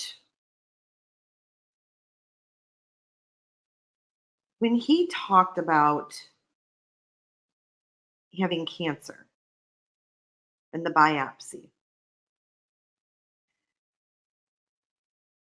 Thank you, Robbie, for putting that up. I'm going to put it, actually, I kept forgetting I can do this. So I'm going to put that there because if anybody needs help or anyone's feeling like they can't go on. There's the number to call. That's where you get help. That's where you get help. Thanks, Robbie. You're awesome. I'm gonna, you know what? I'm going to make more crime videos. That's why I have another channel, but this shit needs to be addressed, Janae, because I'm not gonna sit here and be lied about and manipulated. I'm not gonna do it.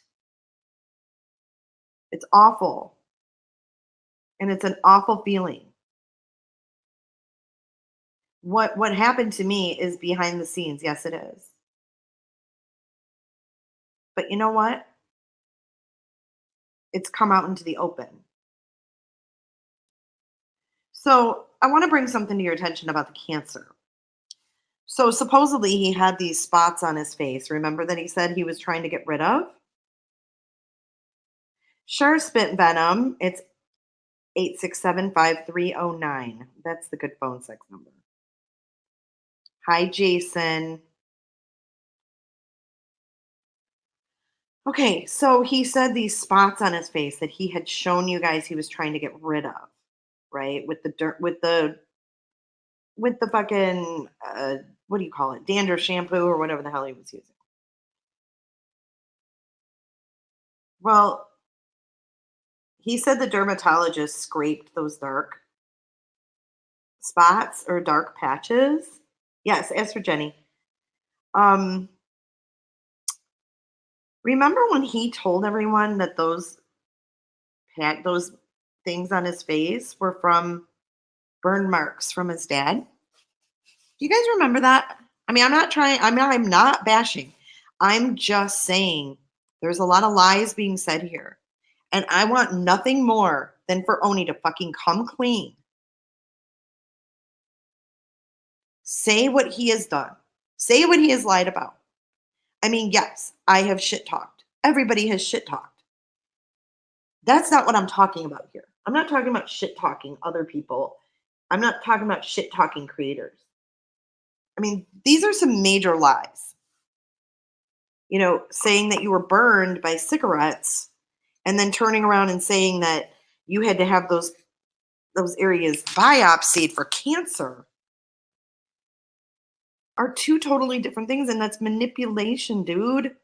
Stop doing it. You don't need to manipulate people to like you. Like, you don't have to do that. Your personality is amazing. You're funny. Use your natural talent and your personality to be successful. You don't need to lie to get people to like you. I don't understand that. I think this has been such a habit that it just comes natural at this point. But when you have subs who are suffering from cancer and other ailments and you lie, it's insulting. It's so insulting and mean. Oney, stop. Stop. I mean, you know, and a lot of people will respect the truth. A lot of people will respect you for being honest.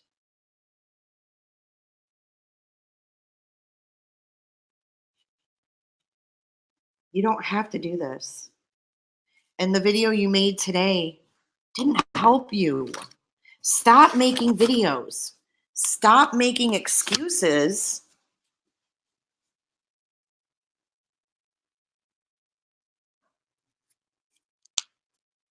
My personal life has been put on YouTube TV. It has.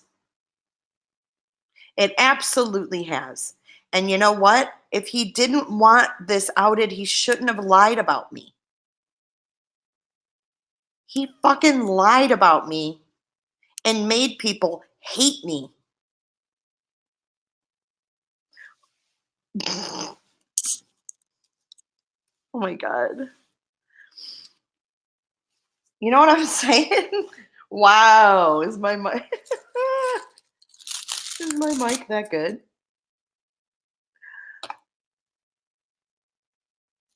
Yeah, my life has been exposed on the tubes.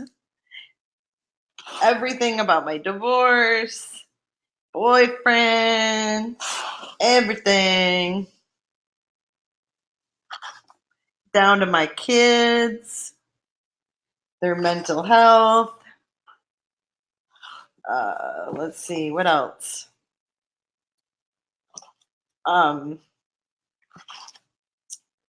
just found out another little tidbit yesterday too, a little example of how my life has been messed with. The critical K actually had someone call the disability, like the SSI, like no, I'm not I'm not smoking right now. Anyway, someone called the SSI office and to see if I was on disability because she thought that I was collecting disability and working and scamming the federal government. Yeah, I'm grinding up some fresh herbs for my breakfast this morning. I have a herb garden. Um, yeah, exactly, Glare. That's exactly what it is. I'm not trying to make anyone depressed or commit suicide. Give me a break. Give me a break. You didn't hear no bong the other night. I don't even have a bong. That wasn't me. That must have been Will.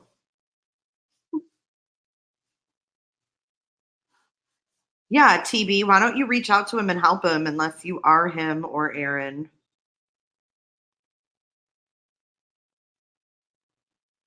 M's High Horse. I'm having coffee with Georgia Dog today. Many convos to be had.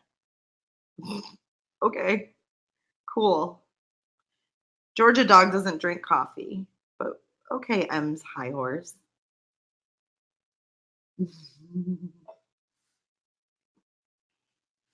Oh, I know. I mean, Kelly, it's legal. It's legal in Michigan, recreational.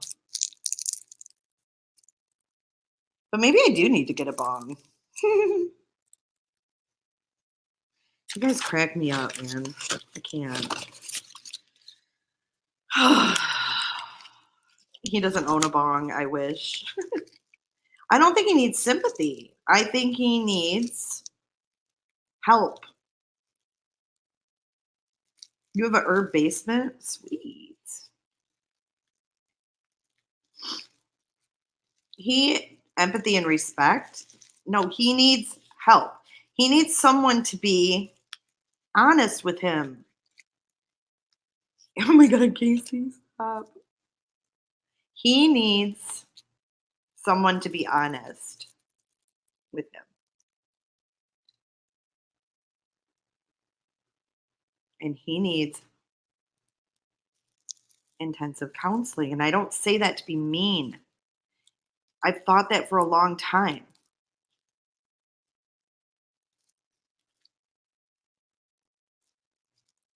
Yeah, save Robbie, it is. Yeah, it's legal here in Michigan. He needs to be honest with himself. He can't be honest with any of us, any of his subs, any of his friends until he's honest with himself. You know, Oni, you've spent so much time worrying, going to the ER, all of that stuff. Puff, puff, pass, Marion. You've spent so much time.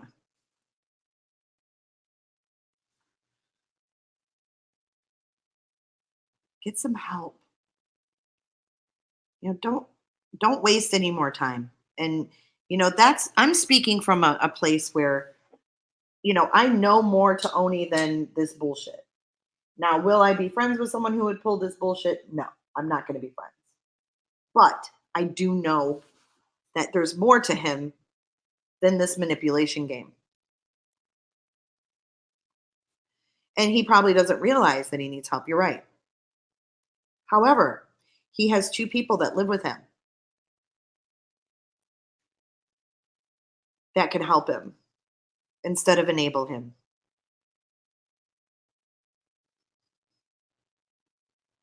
They're perfectly capable of helping him. Don't do everything for him. And he really doesn't sound distraught to me. I mean, he really doesn't. I mean, I'm not trying to be mean here, you know. Oney, I just wish that you would stop lying.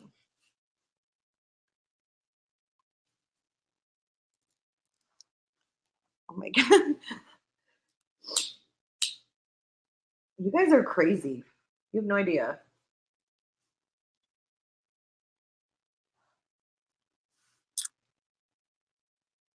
I loved collaborating with Oney. I loved doing true crime with Oney. But then Oney got greedy.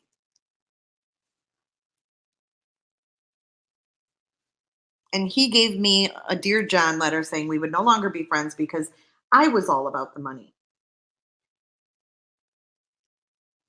And then he cut me off, cut me out of his life. He also cut me out of his life when I was being attacked by Mandy. And I know you guys remember that. In the months following my mother's death, I was getting slammed every day of my life. Was anyone worried about me committing suicide? Was anyone worried about my mental health? Nope. You know what? Oney sent me a Dear John letter via text. And he said, I love you, but I need to separate myself from you. I can't be friends with you on YouTube.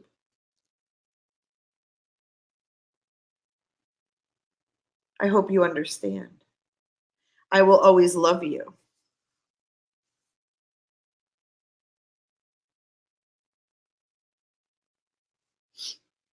Really? So that's what he did to a friend who needed to be defended.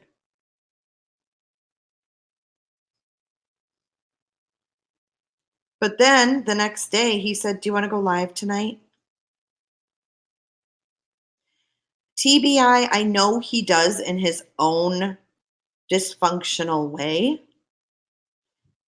but I'm not going to put, I can't excuse someone lying about me like he did. And it's not just stupid lies.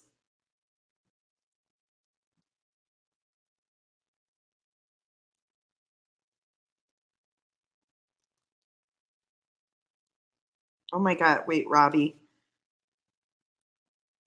What did he say? I gotta go back. Pot's legal here, but I can't smoke it. Last time I smoked was a long time ago and I got high. French kissed the clerk at a gas station, then binge ate donuts in the parking lot. Oh my God. Jay, 2019 has been a motherfucker to you. I'm so sorry you've been tested like this. You're a strong lady.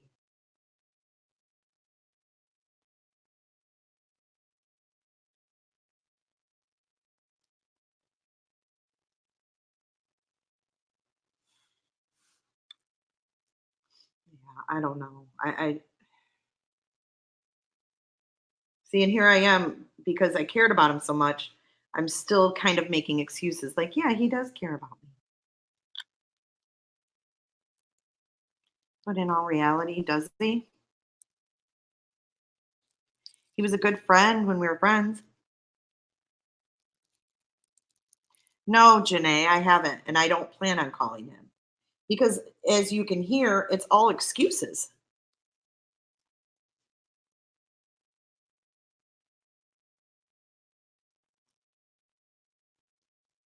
It's all excuses. And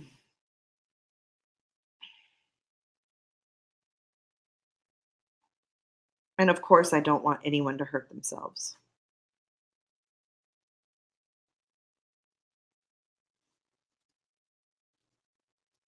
TBI, I guess I don't get what you're saying by do this publicly.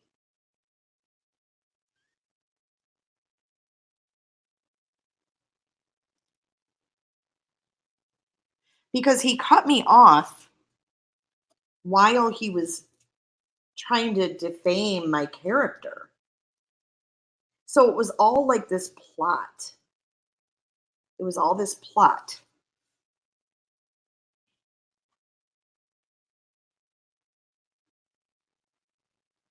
Thank you, Marcy.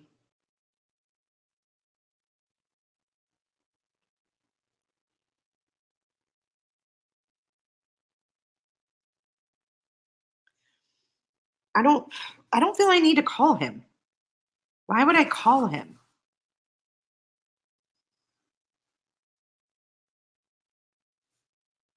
If you think that I should verbalize my feelings to him, that's your opinion, Janae.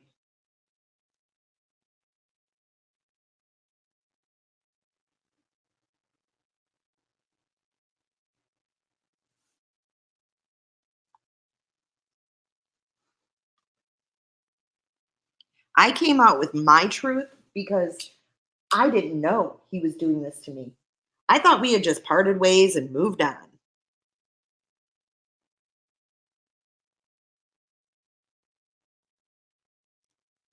Yeah, plus I already am, aren't I? Clear. I'm verbalizing my feelings right now. The fact that, he would come into my lives with one of his numerous sock accounts when I'm doing true crime, when I'm talking about a case that he knew was important to me, and one of his sock accounts would come into my lives. Oney's live with a giveaway.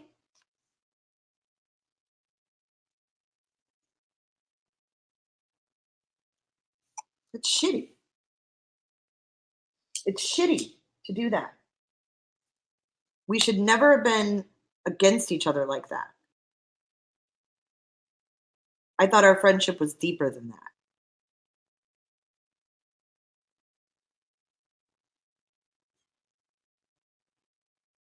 I know he suffers from anxiety, TBI. I know that.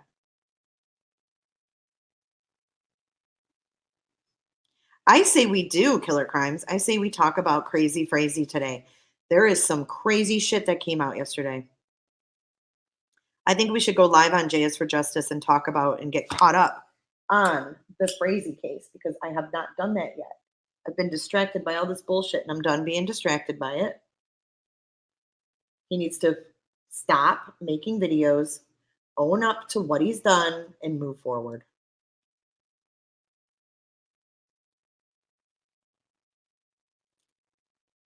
And TBI, I don't know who you are. Has anyone ever seen TBI before?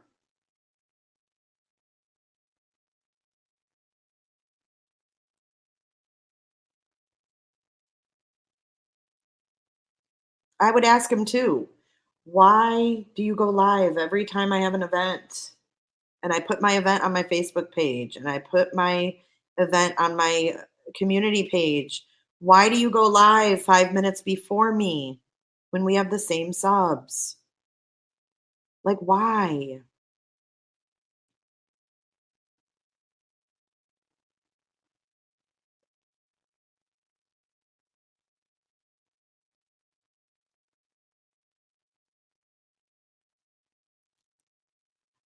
Thank you, Jennifer Cobb. No one has ever said that. No one has ever acknowledged the fact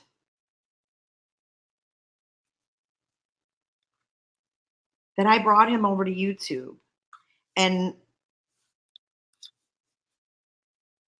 my YouTube grew really fast because of the Chris Watts case. My YouTube didn't grow really fast in the month of December because of who I am, because I'm some wonderful content creator. It grew because I got the discovery when it came out and I released it. So it grew really fast. So when he came on YouTube, I had a lot of subs already. And I helped him out. I don't own his channel. I don't take credit for his channel. Like I said, creators can help each other out by promoting one another, but in order to keep subs, they have to like you. They have to like you. So, he built his channel on his own. But yeah, I mean, I wish that people would acknowledge the things that I've done for him too.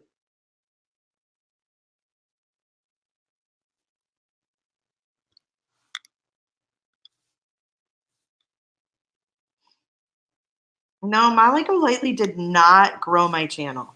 I'm going to tell you that right now. I've heard that several times. She never grew my channel.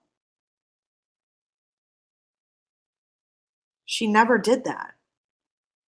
I think maybe one time she was like, oh, JS for Justice, go sub. But it wasn't an ongoing thing. I wasn't going live with her.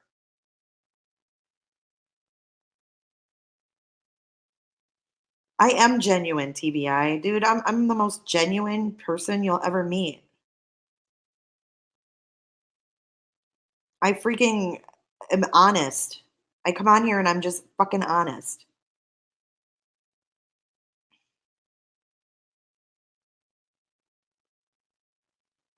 But no, I don't think she can take credit for my channel. I don't think she would ever take credit for my channel. She did give me advice. She gave me lots of good advice, Like when we talk in the beginning, I was free to ask her anything like, hey, what's this all about? What do I do with this? She walked me through, like, what do you put for your tags on your videos? Like, what's going to draw people, and that's awesome. It's awesome to have a creator help a creator. It's just like, I'm going to use the Glarer as an example. So he got some subs the other night, and after we went live or whatever, I was like, I gave his link and said go sub or whatever, and he was grateful for that. But like I said to him, I'm like, people, you can get subs, but in order to keep them, it's you. It's not the person who said, hey, go check out this channel. I don't take credit for that. I don't take credit for that at all. But if creators can help other creators, abso-fucking-lutely. But those subs won't stick around if they don't like you. So I'm not taking credit for shit. And for anyone to take credit for my channel is bullshit as well.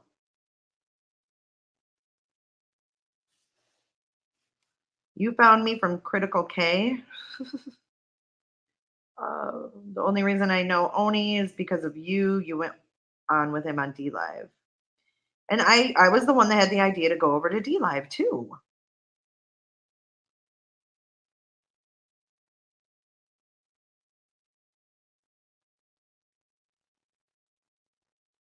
Wooly Woolworth, you are the sweetest person, man. Glarer, are you getting the impression quickly about me, what, that I'm genuine? I really am. I really am.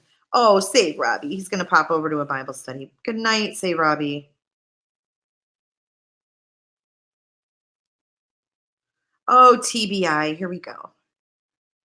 Don't block this asshole because I want to read it. I will leave. I feel bullied. I guess I will go to J.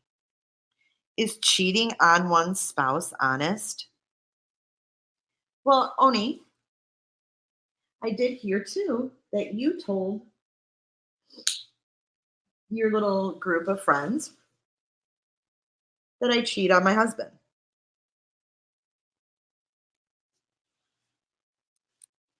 I heard that too. But as far as my marriage that ended, I wasn't cheating on my husband. Okay. I didn't get caught cheating on anyone. I filed for divorce. It was my choice. So put that in your pot and smoke it.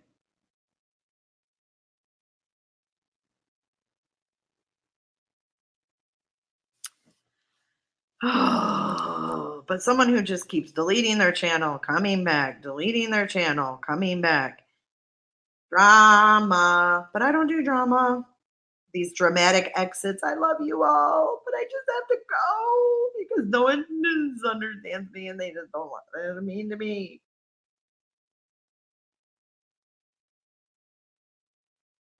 No, you're right. I shouldn't acknowledge it. But I'm just saying I didn't. If I did, I probably wouldn't acknowledge it. I'd probably just let it go. But I didn't. And really, my marriage is no one's fucking business but mine. It really isn't. I didn't bring my marriage on YouTube. I mean, I did a live one time when I was in Florida and I was having a few beers and I was sitting on the beach reflecting, fucking sue me, right? So I'm on the beach reflecting, talking things out kind of to myself, but in a live chat. And it was after I had this realization that I needed to move on. That where I was in my life was not where I needed to be and I needed to move on. And that was the only time I ever brought my personal shit into a live. That was the only time. And then Critical K took it and went live and said that I was on drugs. Or no, she didn't go live. That was in one of her groups. Then I'm on drugs and I was wasted.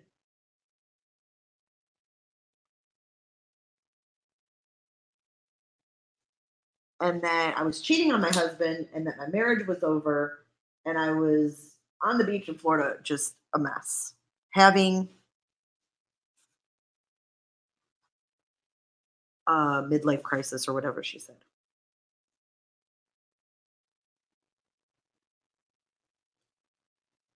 Um,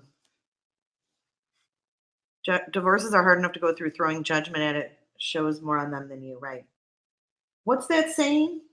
What Sally says about Susie says more about Sally than it does Susie.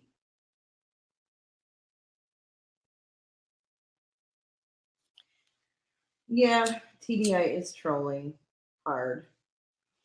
But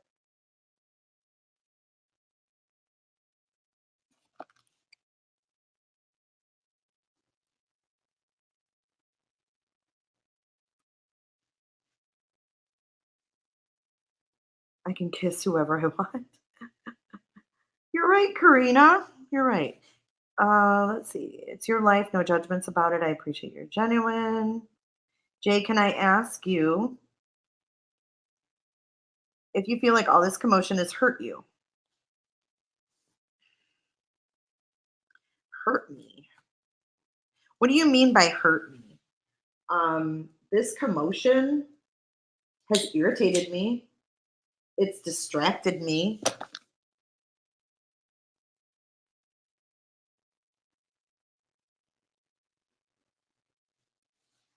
That was the first time, Glara, that I had ever put my personal stuff really out there like that. Because I don't know, I feel like I'm more comfortable now. Like I don't care, if you want to, but don't go live and take my words and add your own narrative to it. I didn't cheat, like that's not how it ended. So just like I'm not on disability.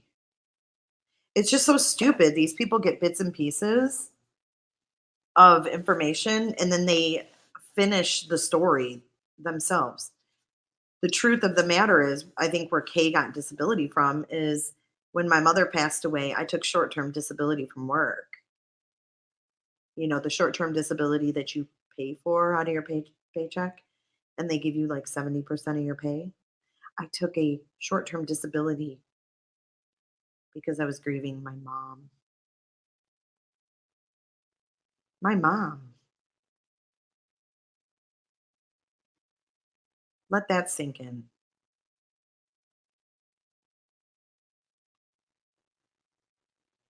You take that, and then you have Critical K having her people call to see if I'm on disability and if I'm robbing the federal government of money because I also have a job. These people are not good people, man. They're not. I don't know why people listen to them. They're not good people. They're proven to not be good people.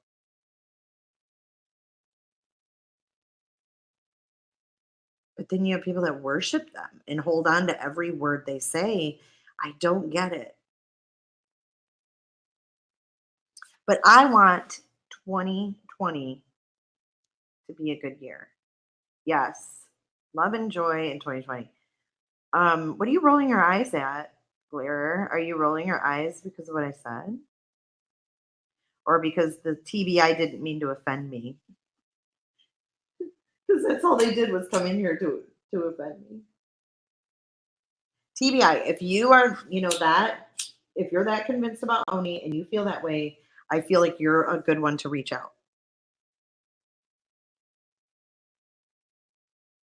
I just think that those types of things, you have someone who attacks someone when they just lost their mother or attacks them about their mother who has passed away. I think that shows their character. It shows their character and the kind of person they are. And if you want to associate with someone with character like that or lack of character, I don't want anything to do with you.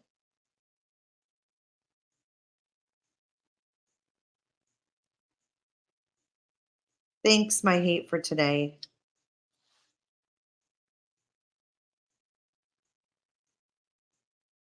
Well, I don't know. I didn't start talking shit about Oney until I found out what he had done to me behind the scenes, which is even worse. I wish he would have done it right in my face.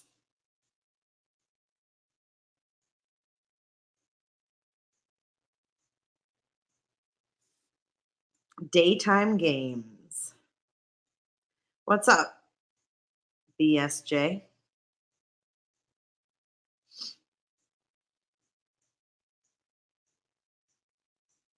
Yeah, it is way, way worse.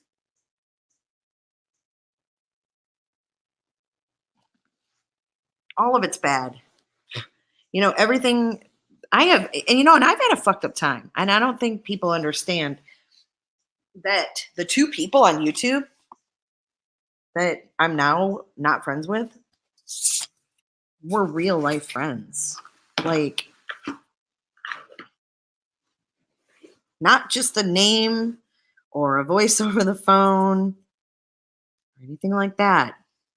It was someone who I touched. You know what I'm saying? I touched them. I gave them hugs. I was in person with them. And that is what makes this so disturbing for me. People say, "Oh, get over it, get over it. Leave it, let it go, let it go."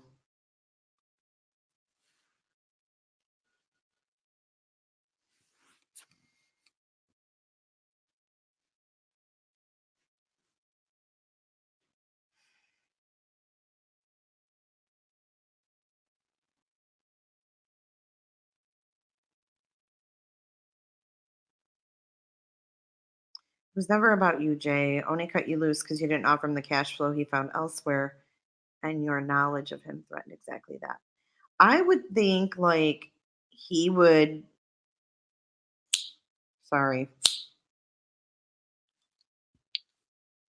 I would think that he would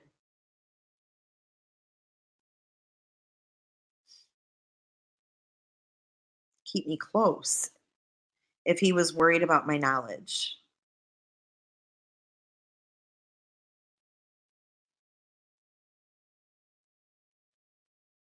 Hey, Starlight.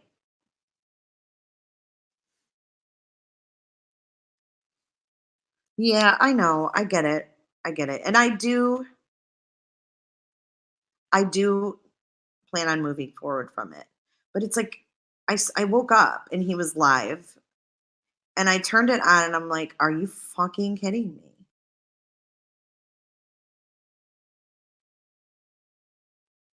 Oh my God, Wooly.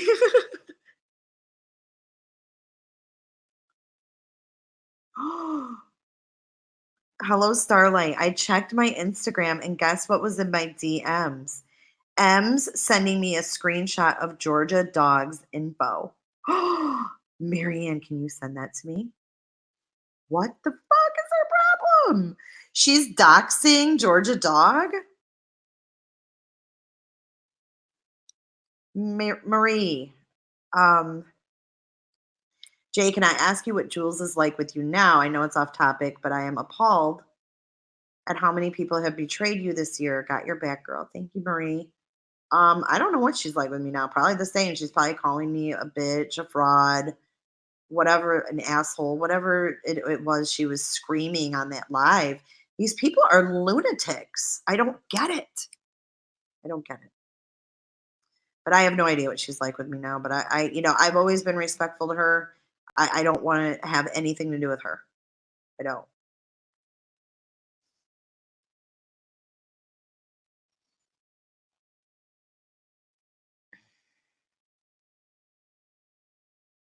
From September. Oh my God. Dude, send that to me. Send that to me. You just made my day. What happened to Brian St. John? What did I miss? What did I miss? Oh, something on Kex. I didn't watch Keck. Y'all have like 5 combos going on in here. Thank you so much, Marianne. Like, why does Ems think that it's okay to do, though? She got it from Keck. Yeah, Jewels of Thought. That's, yep. Do you know a Sarah B? I've heard of Sarah B. Oh my God, Will.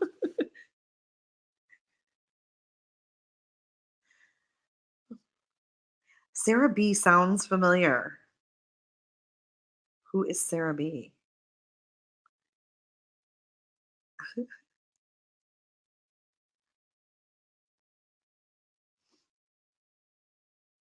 She's excruciating. That, yeah.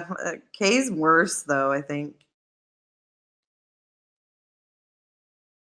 Kay's way worse. Jewels of Thought. Okay, yeah. Just send me an email. Thanks. We need to exchange phone numbers so we can text. Hi, Jenny Hansen. Jenny, I want to thank you for all your support through all this crap. Jenny Hansen is one of my subscribers that has reached out to me personally and made some really nice comments and chats, and I know a lot of you do, and I appreciate that. You, Katie, you always have my back, and not Katie. Oh my God, Casey. I just read Brian St. John said Katie, so I apologize, but Casey always has my back. Um, yeah, Starlight, just send me your number. I'm gonna be a good boy for now. LOL. Yeah, how long will that last? Who's MRB? What happened to her? Oh, Mommy Ramblings? My number. Yeah, Jenny is very supportive. So are you, Casey, aka Katie. So last night, are you talking about Katie Red Rum, Katie? I'm confused.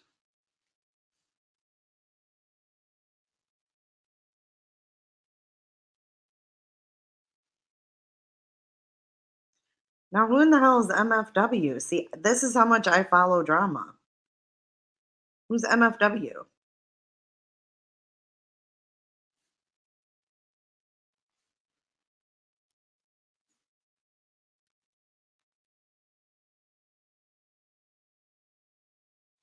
My chat is frozen.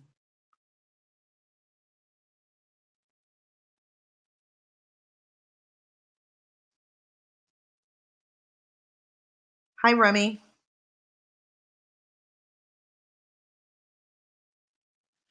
Oh, okay, here we go. It did freeze up for a minute. Can you guys hear me?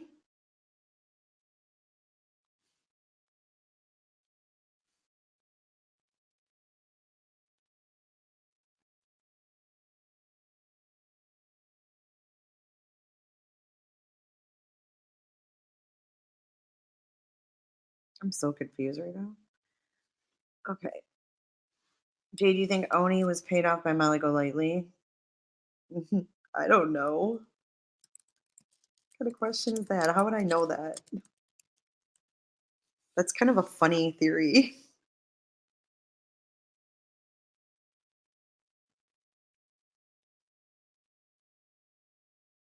Oh, hey, Katie. Talking about people who, are in other lives and support me.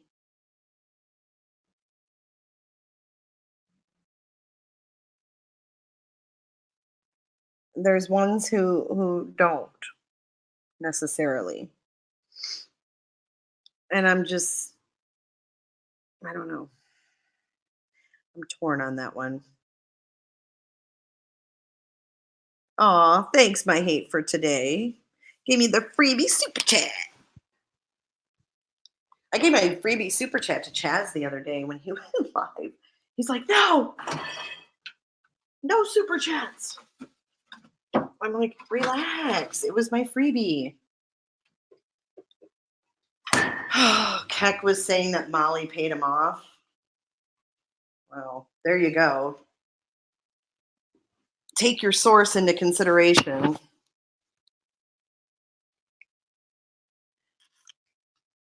Katie or Drama Stars MFW? Oh, I don't know who that is. I'm so glad I don't know who all these people are that you guys talk about.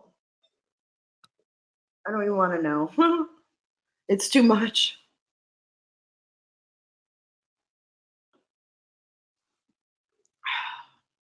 I don't know. I had a freebie super chat in my thing last night.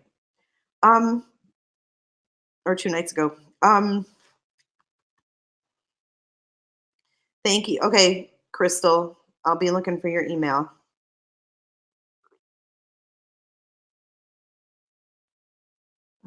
Let's see. Let me catch up on chat. Hang on a second. Remy, did you see my response in the comment section about opening up that video about Georgia Dog?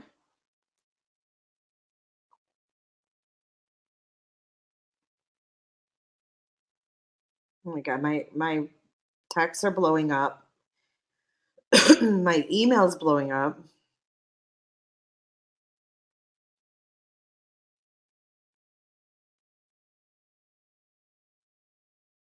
So Remy, what I was saying is if you blocked Georgia Dog and he's not showing up in your blocked on your account, you have to go to your Google account and I don't know if someone knows exactly where you go. Hey, Scaramouche. But I believe you go in settings. Someone knows, put it in chat. But there's like a blocked users under like settings or something in Google.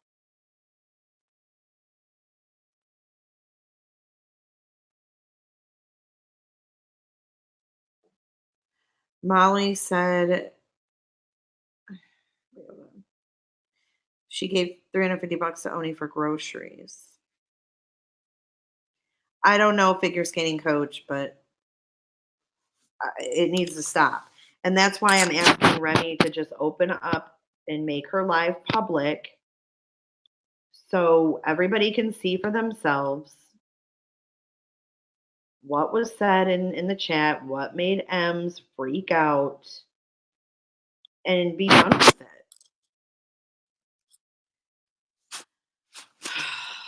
It's frustrating, man. It's frustrating to have your name drug through something and someone can just put this to bed. It's been going on for 2 months and it could be put to bed and they refuse to do it.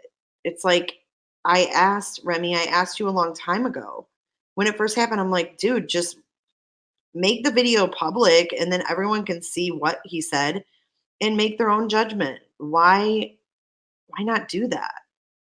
Instead of having this crap go on and on and on and on and on. It's ridiculous. But okay, so I'm in my Google account, Remy, and you go under let's see, security.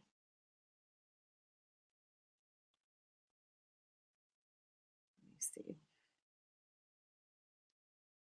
I hope someone didn't put it in chat and I'm wasting my time.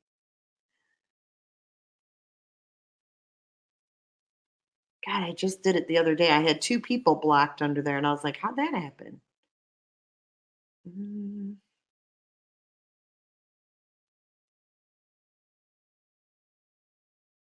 God, I don't see it now.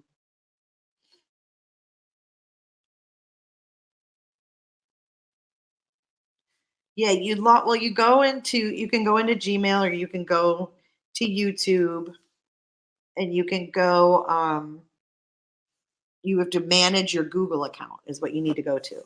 Thank you, Jenny. Love you, Jay and mods in chat. Jenny, you're an awesome person. Thank you, Raquel. Hello, Starlight. Did you send that Instagram thing?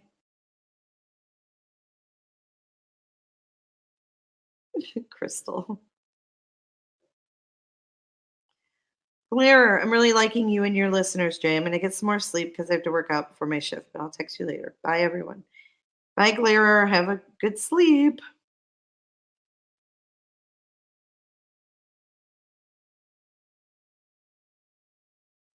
I mean, yeah, Remy, I understand. Like,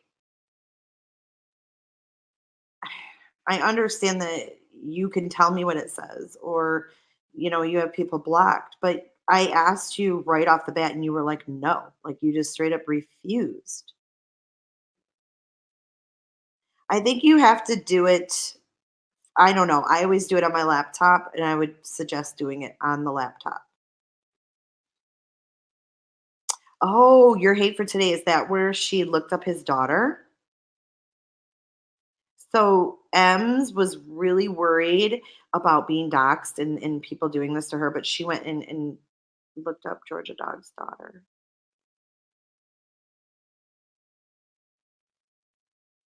No, okay, Lancy. She had no proof that I was involved with anything or Georgia Dog.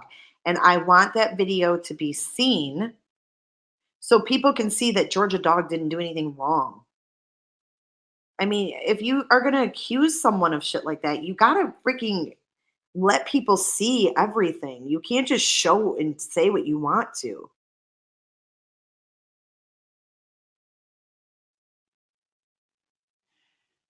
I think YouTube needs a douche.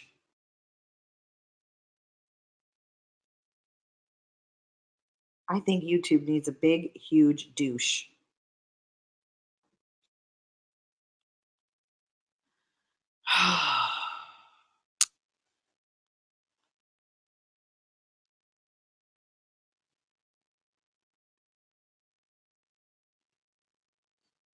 Starlight, I'm going to text you right now. I hope you have iPhone and not Droid. Why do I feel like you're a droider? And when I go to text you, it's going to be green.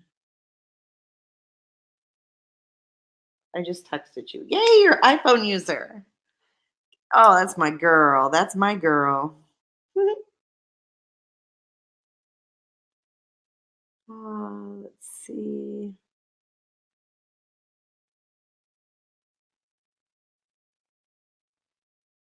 Georgia Dog, Georgia Peach. Yesterday was Georgia Rose, though. It went from Georgia Dog to Georgia Peach to Georgia Rose.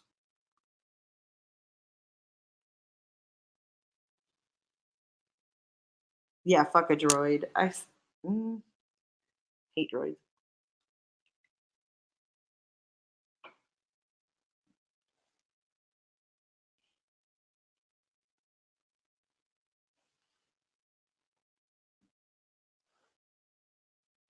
Ems changes her mind on this. She's like, it was Georgia Dog. It was Jay. And then she's like, it was Georgia Rose. It was Georgia Peach. It was Georgia Asshole. I mean,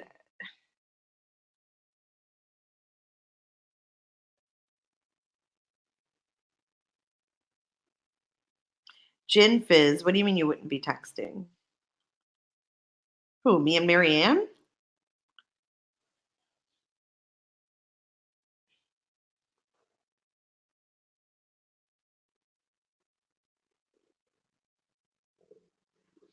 Wow.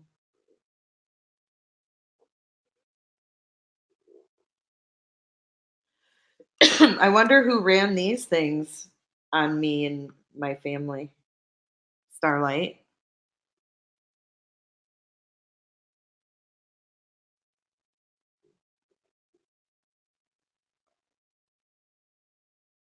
Georgia Gerbil. It could have been.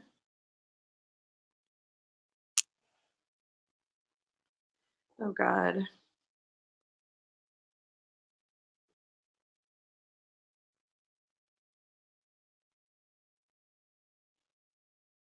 Oh, hold on.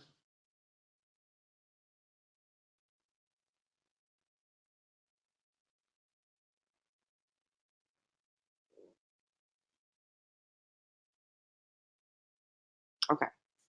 Sorry. Yeah, that's my fam. That's me and that's all my fam. So she had all that on me.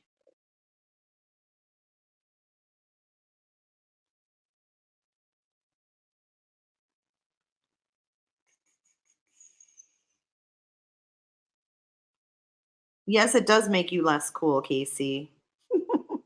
I'm just kidding. I'll excuse you for having a droid. Mm. Laura says, I'm disappointed to hear the negative dirt on Oney. I like Oney. If it is not true, he should be refuting the allegations against him. I don't dislike Oney, but what Oney did was atrocious. P.S. Tay just texted me about Friday. The girl was friends with that poor woman who was killed. I told you about. Let me know. I will. I will. Will. Go to sleep.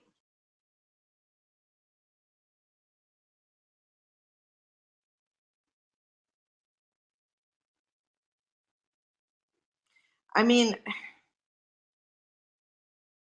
I'd rather us see it for ourselves rather than be told. I mean, the Google account thing can be figured out. As a matter of fact, hold on one second. I'm going to Google it because that's where I'm going to find it. How to unblock. You know what? Let me share my screen because it's really not like having to do cartwheels and jump through hoops. I mean, what else we got to do here? So let's take a look.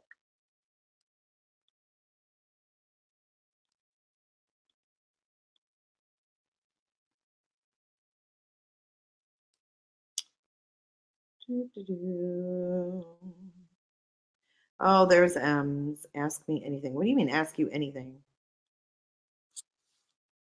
What do you think I need to ask you?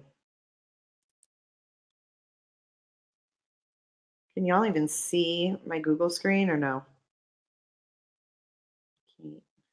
You can't.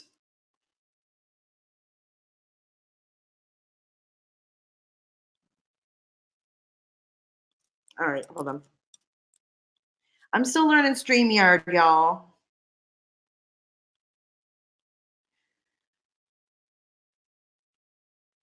Chrome tab. There we go. Okay. Let's see.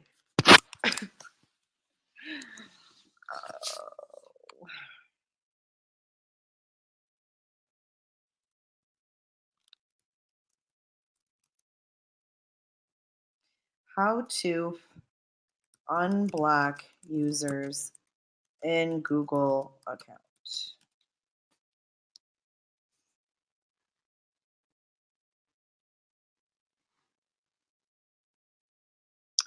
At the top, people and sharing under contacts, tap blocked.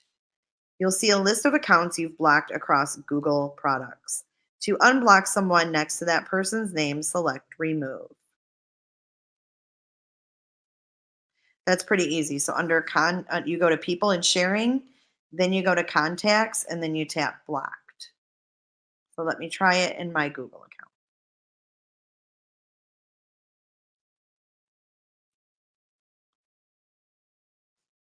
Contacts.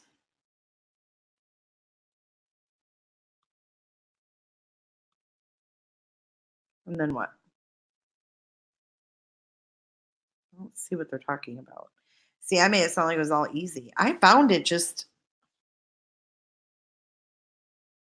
by clicking around.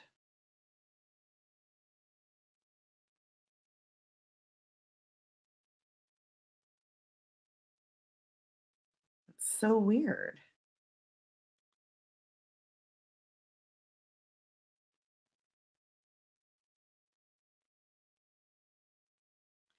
People and sharing, and then contacts.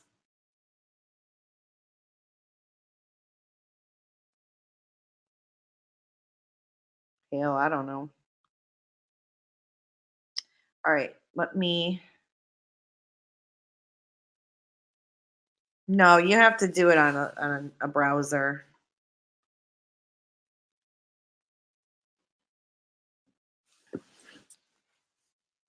Okay, what? You deleted them off your channel? Must be because some were inappropriate, but I still have Gmail comment notifications. Huh?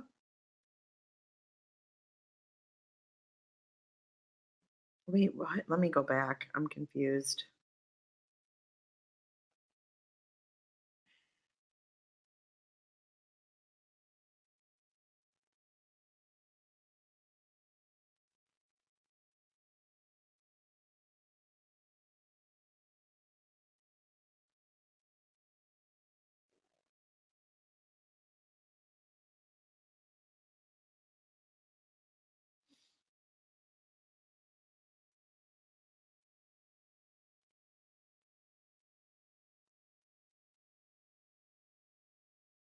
Remy, you know, if you were Jay, you would be doing anything you could to see it. Yes.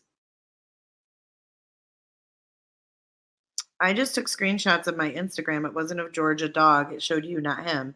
Right, Ems, you just doxed me to Marianne. And why'd you send that to Marianne, Ems? Why would you send my personal info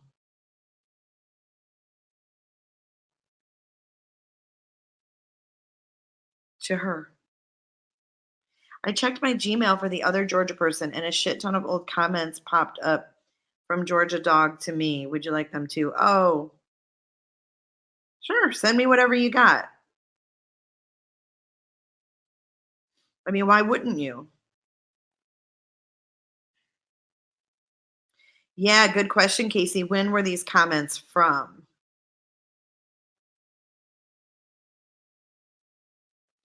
Oh, Ash, thank you. Go to the Google homepage, click those 9 little dots in the top right corner. And I love that you know there's 9 dots. Ash, it's funny. Click my account, then in there is people and sharing on the left side. Click, then scroll, you see blocked users.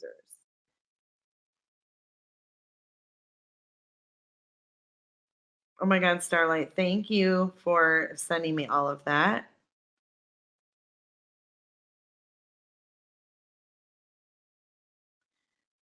So it looks like M's doxed me hardcore to Marianne. You doxed me to Marianne, dude. I have it right here, M's. I have it right here. What was your point in sending this out via Instagram DMs? I mean, I know you didn't do it like on a live, but what was your point of sending my information out there? Yeah, does she have you blocked, Starlight? She's in here. Like, what was your point? What were you trying to do? What did you want people to do with that info? You probably didn't know they already had it until you sent it out, right? Pictures of me and my friend. My father's name. My daughter-in-law's name. My ex-husband. I mean, really? Jennifer. I missed your reason. Sorry. It's pretty stalkerish there, Ems. You sure are quick to get your panties in a bunch because someone said Auburn. Yeah, that is doxing. And she released my personal info with malicious intent. Why else would she send Marianne my shit? Because Marianne wanted to send me a fucking Christmas card.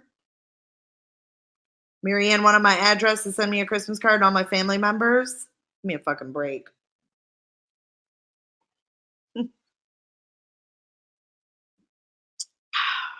They already had the info of your name.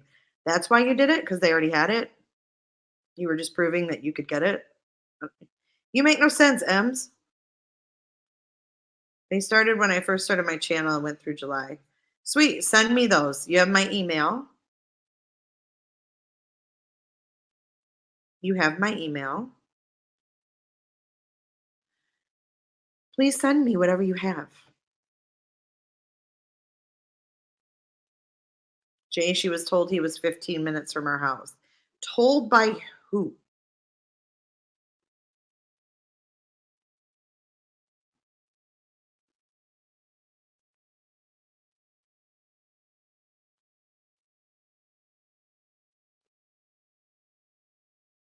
Well, I can't scroll up. I'm trying to be live. I'm trying to keep up with chat.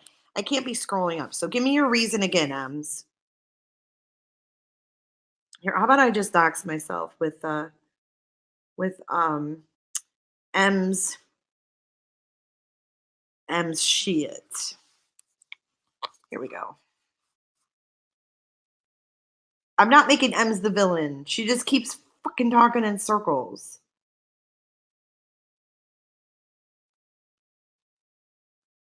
It's annoying. See that?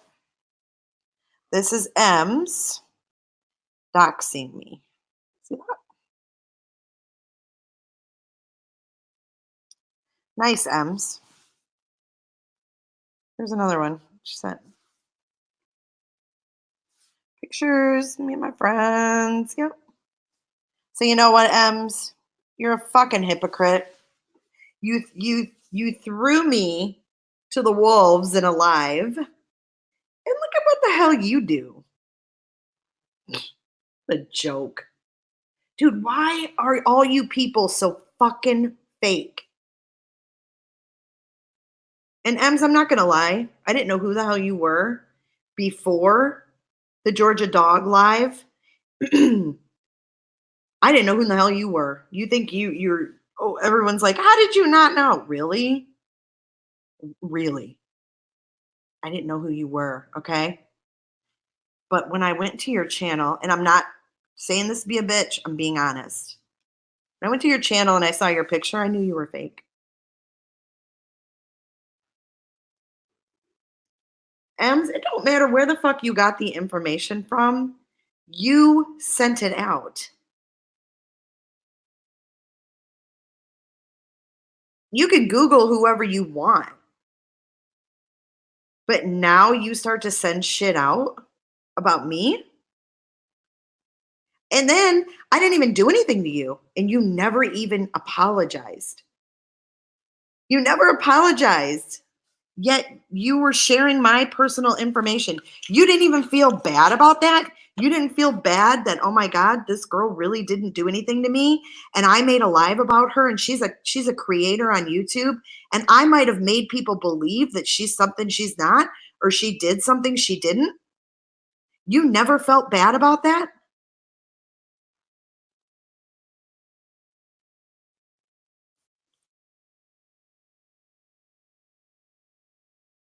So don't tell me that I'm not fair to Ems. Yeah, that's what I did, my hate for today. I asked if she was a Southerner. A fucking Southerner. Bitch lives in New York and she's worried because I asked if she was a Southerner. Kidding me. See, Ems does play dirty, and then she turns around and puts on that, see her profile picture? The innocent, I didn't do anything wrong. But then you get the raunchy, no makeup Ems and roar. And then she's like, I didn't, like the profile picture, I didn't do anything wrong. Give me a fucking break. Sending out pictures of me and my friends. Remy, it's not my responsibility to keep up with what happened to her prior.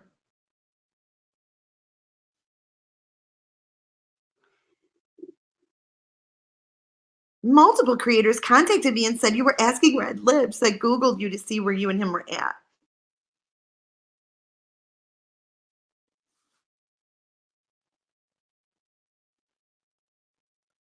She did that based off a rumor. Yep. Secondhand information. Yep. She just couldn't wait. She knee-jerk reacted. She heard about it. She went live. She hit the live button. My God. You can't do that to people. No, I can't put myself in her position because I've been in that position and I didn't do shit like that. You don't think that I've been doxxed? You don't think that I've had people saying they're coming after me? You don't think that I've gotten phone calls and texts, prank calls, texts saying that my daughter better watch her back? You don't think I've ever gotten things like that? Did I hit the fucking live button and accuse someone? No. Did I have my suspicions of who it was? Yes. Who in the hell is HS? Who's HS? Who are these people? Ems, I've been harassed more than you could even stand, dude. If you went through half the shit that I have in the past year, you would be probably in a mental institution rocking back and forth because you can't handle anything. You really shouldn't even be in here.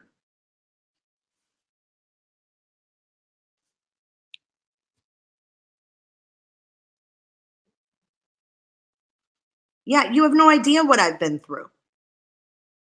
Yet you're sending out my personal information based on a false accusation that came from you. If you're a creator and you go live about another creator, you better have your ducks in a row and you better have your freaking proof. Because you cannot survive on this platform going live with half-ass information and stating it as fact about another creator because it's gonna kill your freaking channel.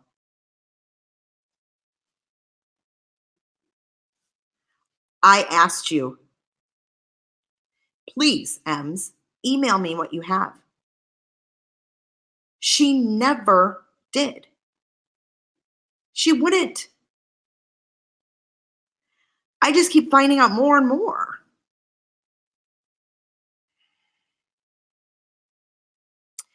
Okay, here, yeah. Of course, Remy. Here we go.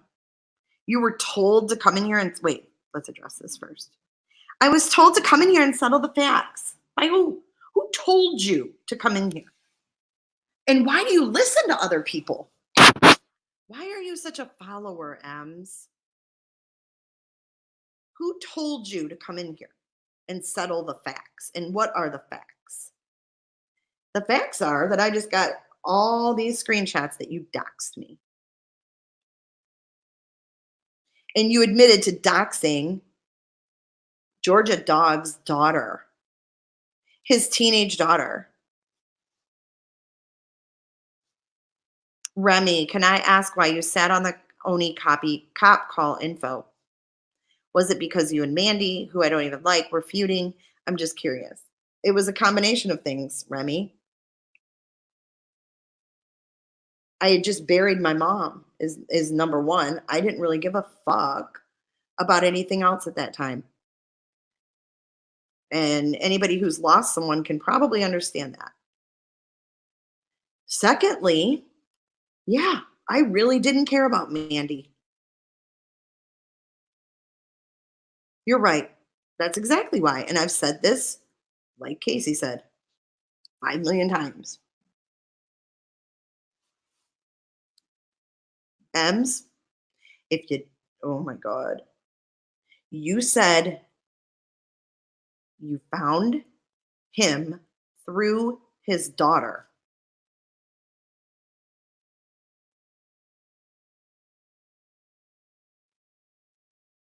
Yeah, my mother died on January 25th. On January 30th, the cops were called on Mandy by Oney. He called me after he did that and told me. And I said, great, now she's going to fucking think it was me. I don't need any more. Why would you fucking do that? I didn't know that he said she was suicidal and was going to take a child with her. I didn't know that. He just told me he called a welfare check. That was it.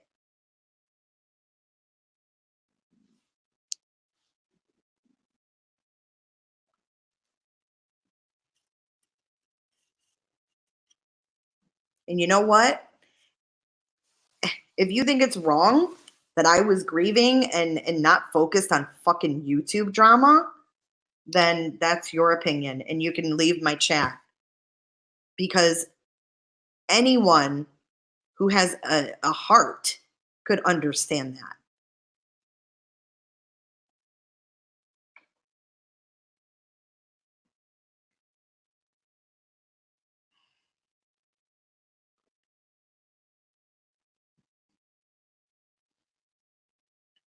I'm not like Kay.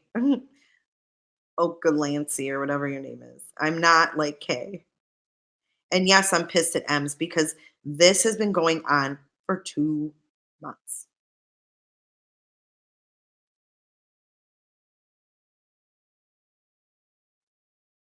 Two months. Put that on top of all the Oney bullshit, all the K bullshit. I mean, come on. One person can only take so much. And then when Ems did go live, hello, Starlight. Thank you for reminding me of that. You said in your live if Jay did not respond by Wednesday, it was like 10 a.m. or something, that she would drop all the info publicly, all her research.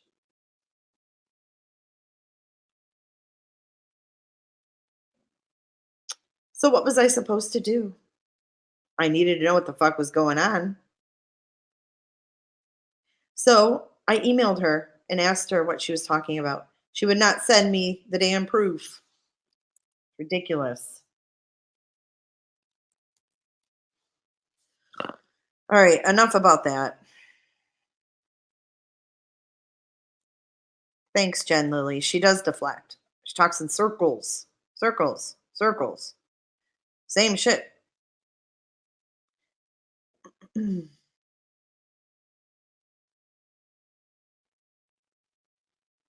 Star. She didn't share private messages. She screenshotted my personal shit. I didn't see any talk. All I saw was my personal shit.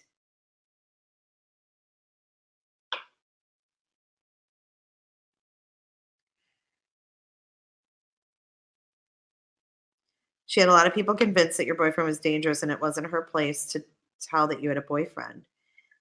Right. Exactly, Amanda. And M's always dirty deletes everything too. She'll go, that's not what I said. Well, the proof is gone. So Remy, were you able to get in your Google account? It sounds really super easy. You hit those 9 dots and go to contacts or users and then contacts and then unblock.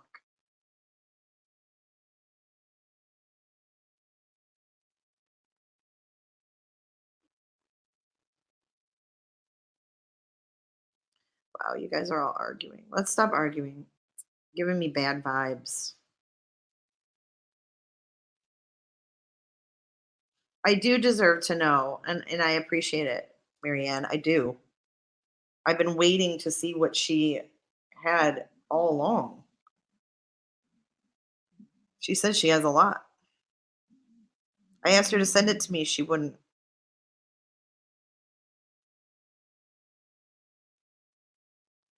It shouldn't matter how many dots. It shouldn't matter if you have Windows or a shitty computer. I mean, the settings are the settings. She didn't share any personal comments. She shared what you sent her about me. I just showed it, Ems.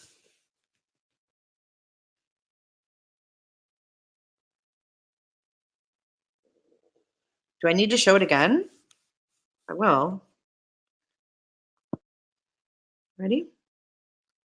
There's the first one. Here's another one. And these are not convos. These are screenshots. It's me and my friends. There you go. There you go.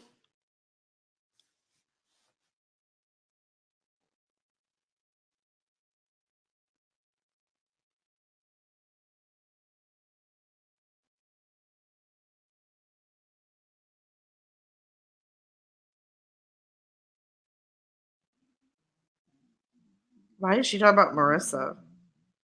Hold on. I just can't.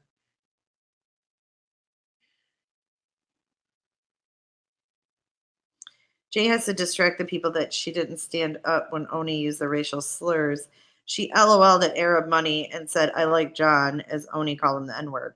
Purple vomit, fuck you.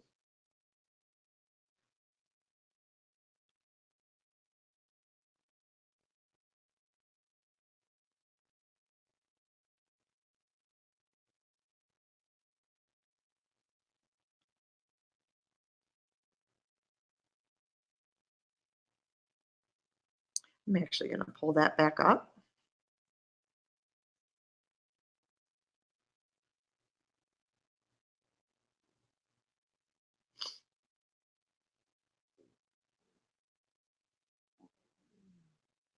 I'm so sick of this, having to prove myself.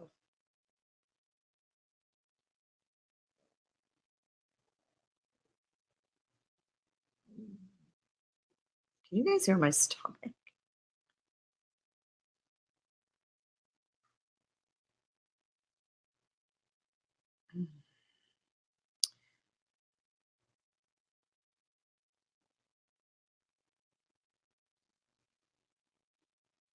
Hang on, I'm still looking for it. Be patient with me.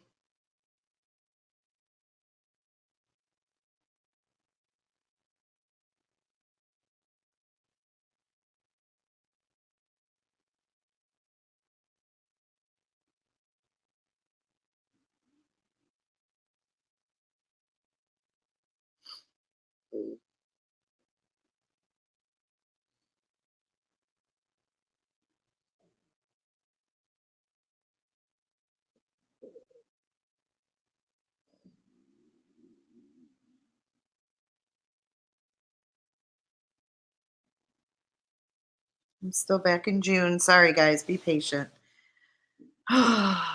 Because I need to prove this.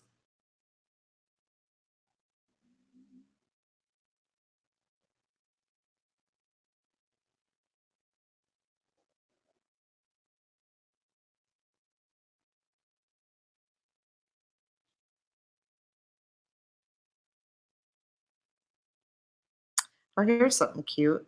Kim Lowry is so annoying. If I go to prison, it'll be for murdering her.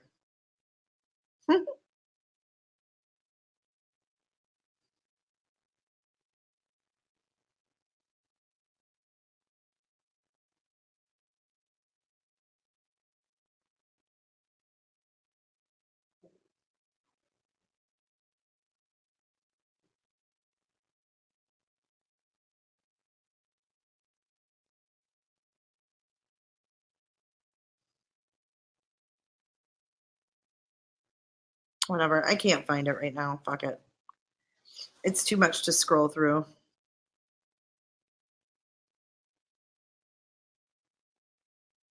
I don't know. I can't find it. There's just too many texts. But I was LOLing at the thing he said prior. If you read the text, I wasn't LOLing at the Arab money. Pisses me off that you would say that. And that's why I was trying to find it. Damn it.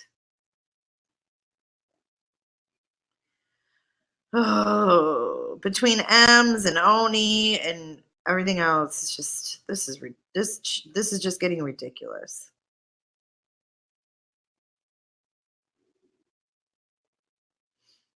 Did you guys catch Kim's public letter last night?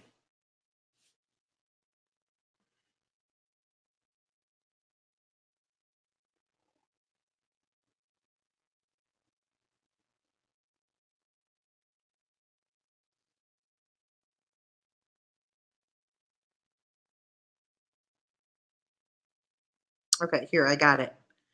Share screen. Wait, where's Boho? What are you guys talking about?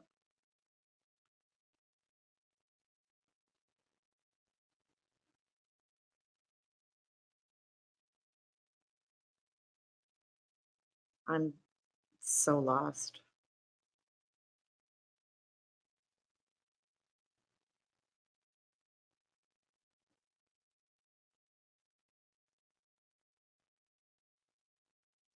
Ooh, Boho. I see it now.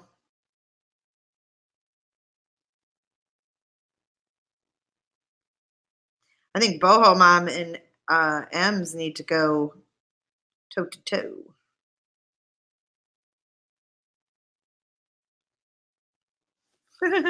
Who needs a baba?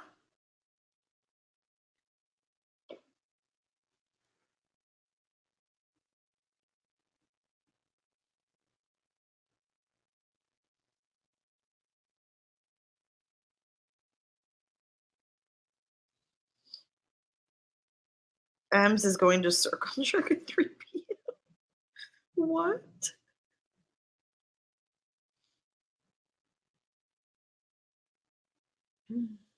I need a pop brownie. Holy shit.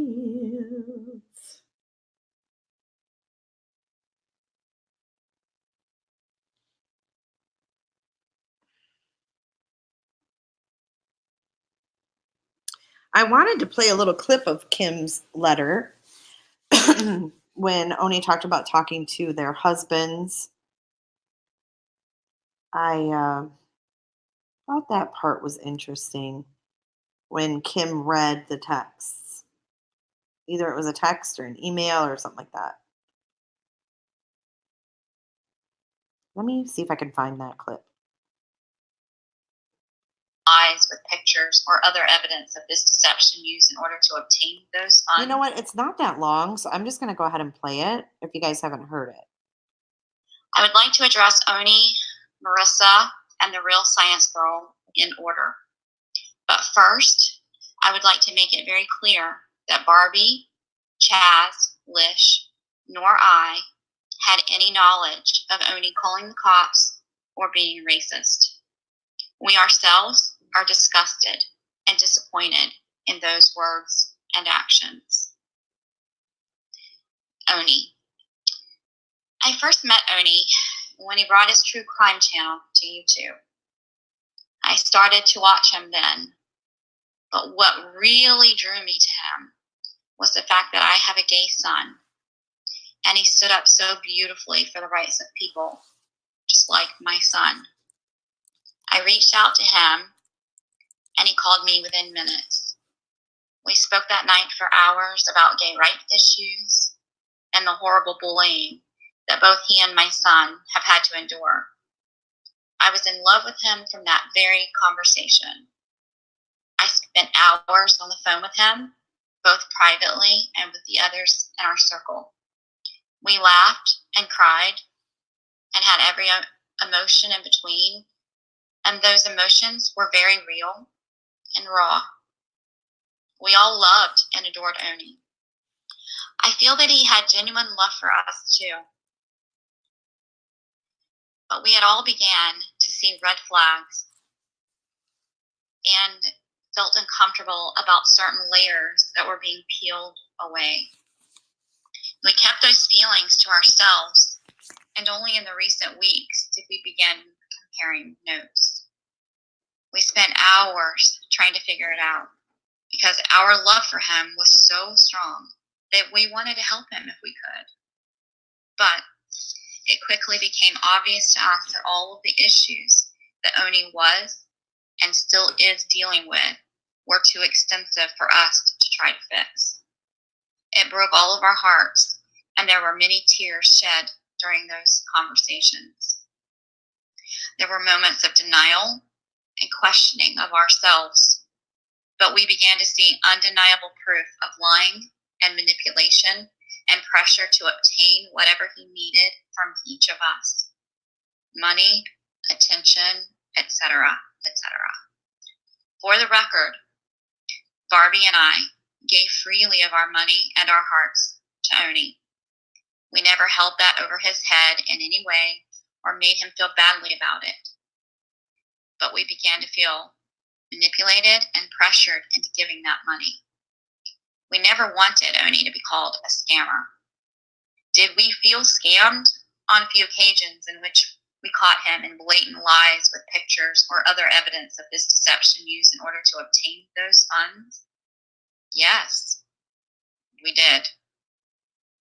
People keep asking, why did these women continue to give it to him?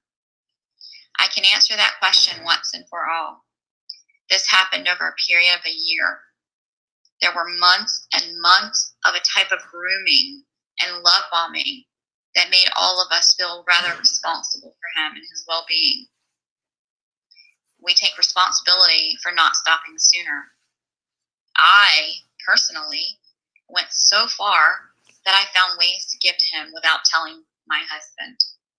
I broke a very sacred trust due to these actions, and I'm rebuilding that now. I take full responsibility for my actions.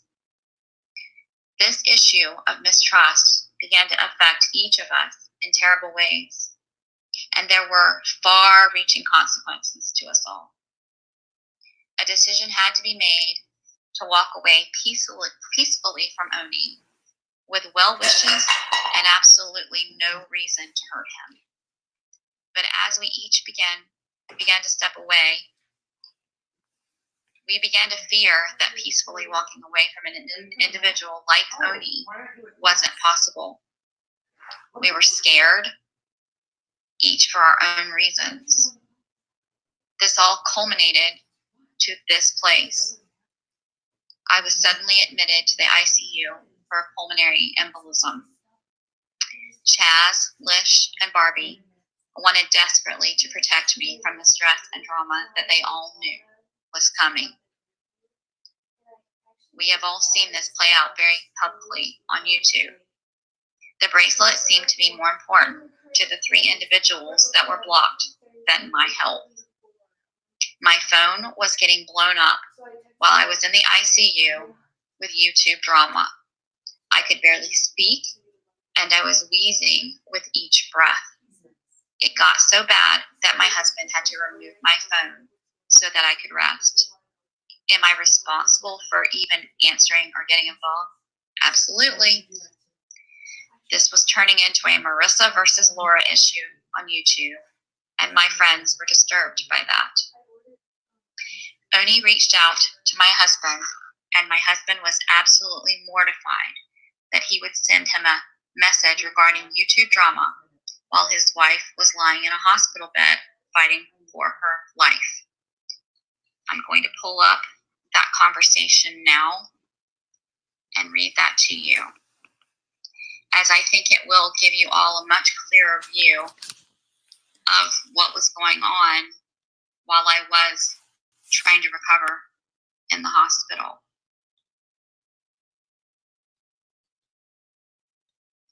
Oney first reached out to my husband, asking him, telling him that he thought he had a way to keep me out of all the drama involving the bracelet. This is my husband's response. I am just appalled that you, who sits at the center of 90% of her stress, would have the balls to suggest that you can help. You are a fucking parasite, Oney. You have done nothing but suck money from her and repay it by sucking her in all of this fake-ass drama that you create and then spreading lies when she tried to distance herself from you. If you really cared, would you be texting her at 3 a.m., 5 a.m., while she is trying to sleep in the hospital? Do me a favor and disappear, Oney. You are no friend to her. You are a self-serving, lying, manipulative drama queen. Do not contact her, and do not so much as mention her online in any forum. I doubt that you declare all of this money that you con from people to the IRS. I'll be giving them a call if you mention her name ever again. I can escalate it from there if necessary. Try interstate mail fraud. That's a federal crime, so the FBI would be handling that one. Sure, you can all hear the anger in his voice. He was by my side watching me fight for my life, and this man texted him about YouTube drama. I want you all to let that sink in. It doesn't matter. My life was at stake. My life mattered more than the bracelet. Anyway, this is his response. This is Oney's response to my husband. You clearly have no clue what is going on in your wife's life. A woman who has publicly humiliated her, says she calls the police on people, says she is a liar and dragged her publicly time after time, and even kicked her out of her Patreon, went live and acted as if she cared about Kim. After just railing her and Kim's friends were upset, I tried to mend the drama for Kim's sake, so you have no clue who I am or what I have done to try to relieve the stress from your wife.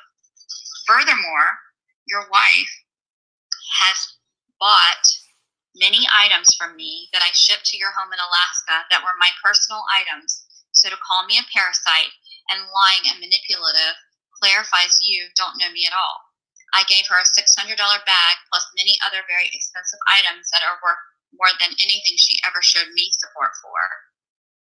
I am very sorry you feel the need to attack me. But don't you worry one bit about the interstate mail fraud when prescription drugs are being mailed to people, which I think would be considered illegal. So let's not go there. Take care and lose my number. For the record, there were no prescriptions being mailed to anyone. It was a threat.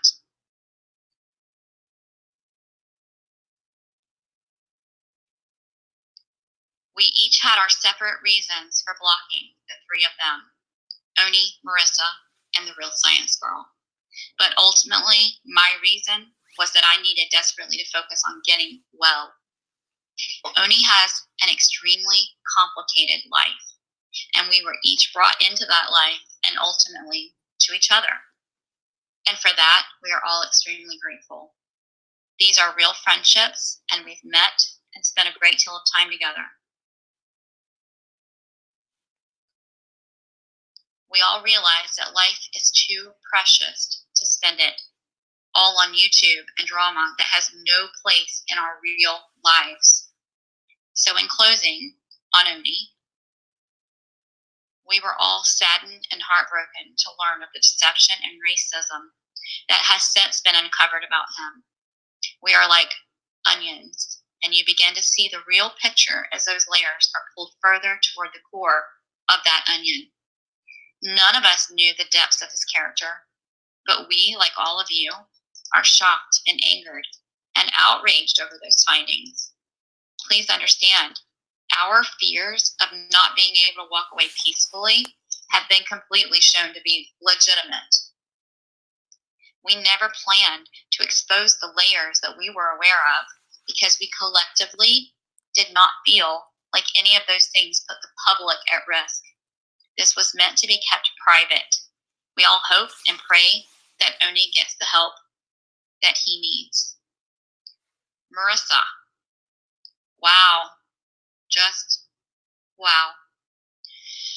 I honestly don't even have the words to express my sadness at the lengths that you will go to destroy our characters.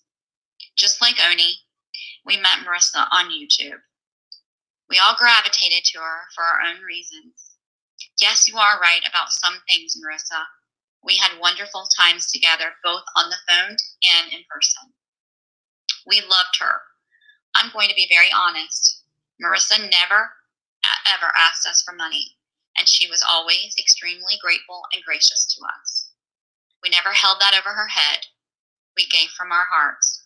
None of this was ever about money, period.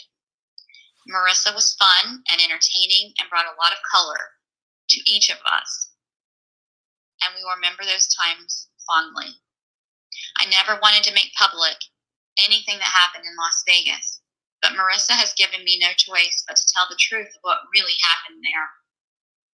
Our first night in Las Vegas, she was contacted by the FBI after she uploaded a video containing information about serious terroristic threats. I was extremely worried for my friend. She was shaking and trembling and hiding under the desk while trying to write a goodbye letter to her son. I suggested that we pray together, and we did. That didn't settle her down, though, and I was really afraid that she was going to have a full-blown panic attack. I offered her an Ativan to calm her down. Barbie then pulled me aside and reminded me of her Xanax addiction. I then hid my prescriptions. I take my medication for seizures. While I was not in the room, she phoned Barbie and asked, "Where does this bitch hide her pills?" Well, she obviously found them. When I returned home, I discovered that more than 60 pills were missing from my bottle. No, Marissa did not steal a bottle of pills. She took the pills out of the bottle. My first concern was for her well-being due to her addiction. So I reached out to those in our close circle because I wasn't sure how to handle it. I wasn't even angry. I was worried because I genuinely loved her. She admitted to us that she had relapsed, and we were all concerned for her. But I would have never made it public, and we helped her through that. I would never try to assassinate someone's character. There was never... Oh, let me say this before I move on. Marissa, the shirt is not a big deal. The only reason the shirt was ever mentioned was because it proved that you did not have a problem going through my things. You stated that you never went through people's things. You did. You went through my bag and got the shirt to wear it. So that meant that you had no problem going through my things to find my bottles of pills. It's a logical conclusion. That's all. I don't want the shirt back, please. Thank you. Next, there was never a threesome in Las Vegas. There was an offer of one, which I politely declined, as I'm not a swinger. And Marissa knew very well that it did not happen because I happened to be on my period and it even bled on the sheets. So she is desperately grasping for things to use against me. I'm so sorry to have to be so graphic. This is another issue that would have never been made public. It is also disturbing on so many levels. Marissa was blocked by each of us for different reasons. Ultimately, we also knew that walking away peacefully from her would probably not end in our favor, as we've seen play out multiple times on YouTube. We are adults and do have the right to choose our friends. Again, we were seeing that maintaining a friendship with Marissa was bleeding, forgive my play on words, into our real lives, and we had all realized that it was becoming toxic and unhealthy, both mentally and physically. Let's all face it, YouTube has been a very negative place for a long time. It's no longer enjoyable.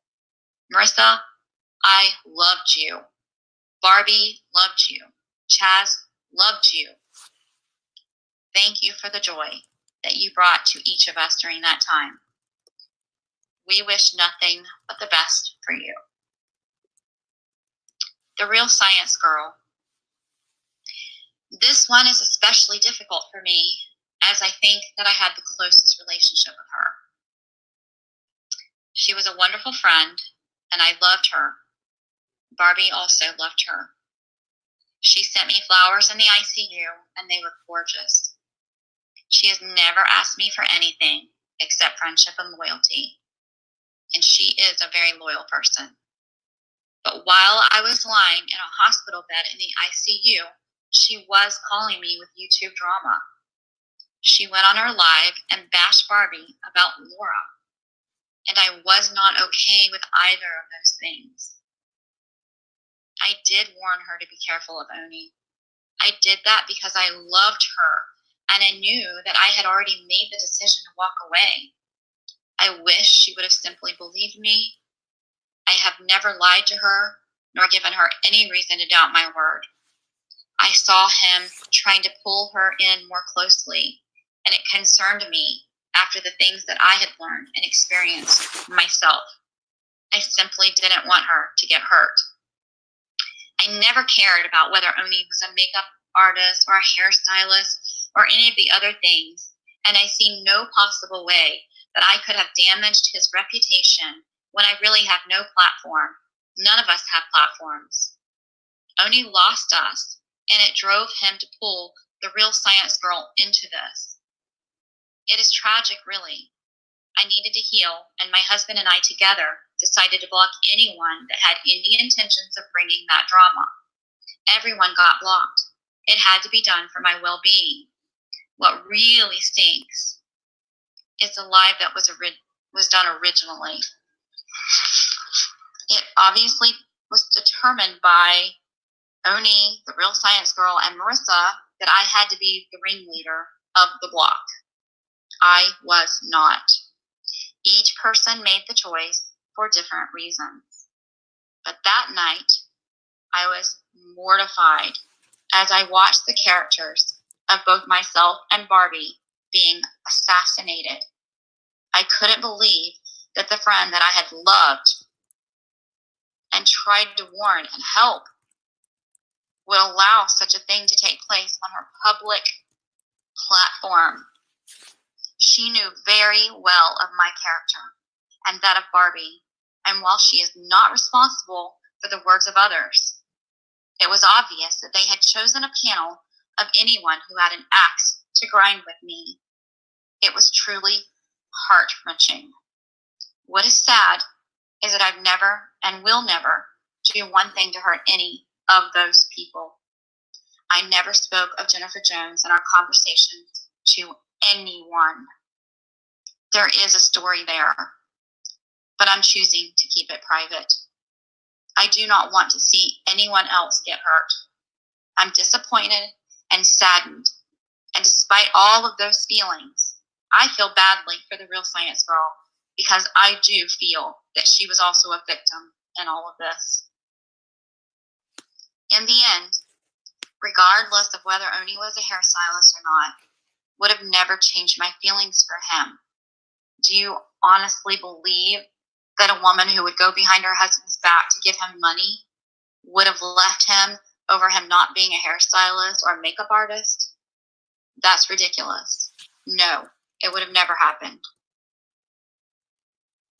I would have loved him despite that. Period. End of story. My love for him never had anything to do with his occupation or anything that had happened to him in the past. My love for him was based on my interactions with him, and that alone. This community has been ripped apart at the seams, and it is heartbreaking for all of us. We hope that we can all move on and heal from this, and that it stops here. We want Oney to reach out to get the help that he needs. To those that have reached out to Barbie and I with love and support and prayers, you have absolutely no idea how much that means to us. To those that have stood up for us on their public platforms, we will forever be grateful to you.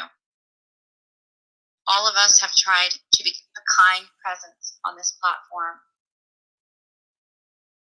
We wish you all the best, and for all of you who are hurting over this, I offer my thoughts and prayers.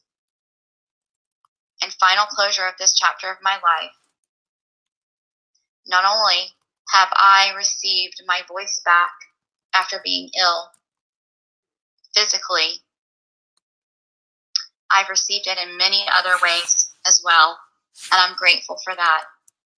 It's a wonderful feeling. Thank you for allowing me to speak. I hope this clears up a lot of the questions that you have, and I really do wish you all the best. Please be careful, take care of yourselves, and don't get too wrapped up in the YouTube drama. Don't forget the people in your life that are real. Don't forget that there's a real world with real people with hearts that are beating, that love you, that want and need your time and attention. I'm saying that because I forgot that myself for a little while. I truly did. I'm ashamed of that I forgot it. Thank you all. Goodbye. Okay, guys, listen, you have to keep in mind. Okay. So there's Kim's, and she was kind of speaking on behalf of Barbie as well. But that's Kim's statement. Thanks, One Smart Cookie. I know you know exactly where I'm coming from, and you know how hard this was for me.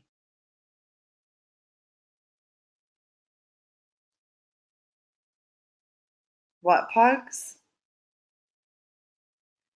Crazy, and that other girl with family. Oh, she's probably behind. I think Pugs. I think people are starting the live now and commenting.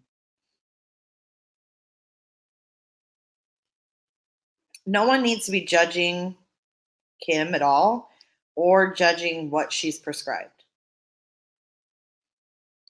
This is not what's up for debate here. Leave that out of it. That's her personal life. That's her personal business. We really don't need to be sitting here judging her now. Because I think everybody needs to look in the mirror before you start judging her. She hasn't done anything to any of us. All right. On that note, I've been on here way too long, but I want to thank everybody for tuning in, hearing me out. And, if more stuff comes out, I'm going to defend myself. Just know that. So I hope everybody has a great rest of their day. If you're judging the doctor, that's one thing. I get that. I get that.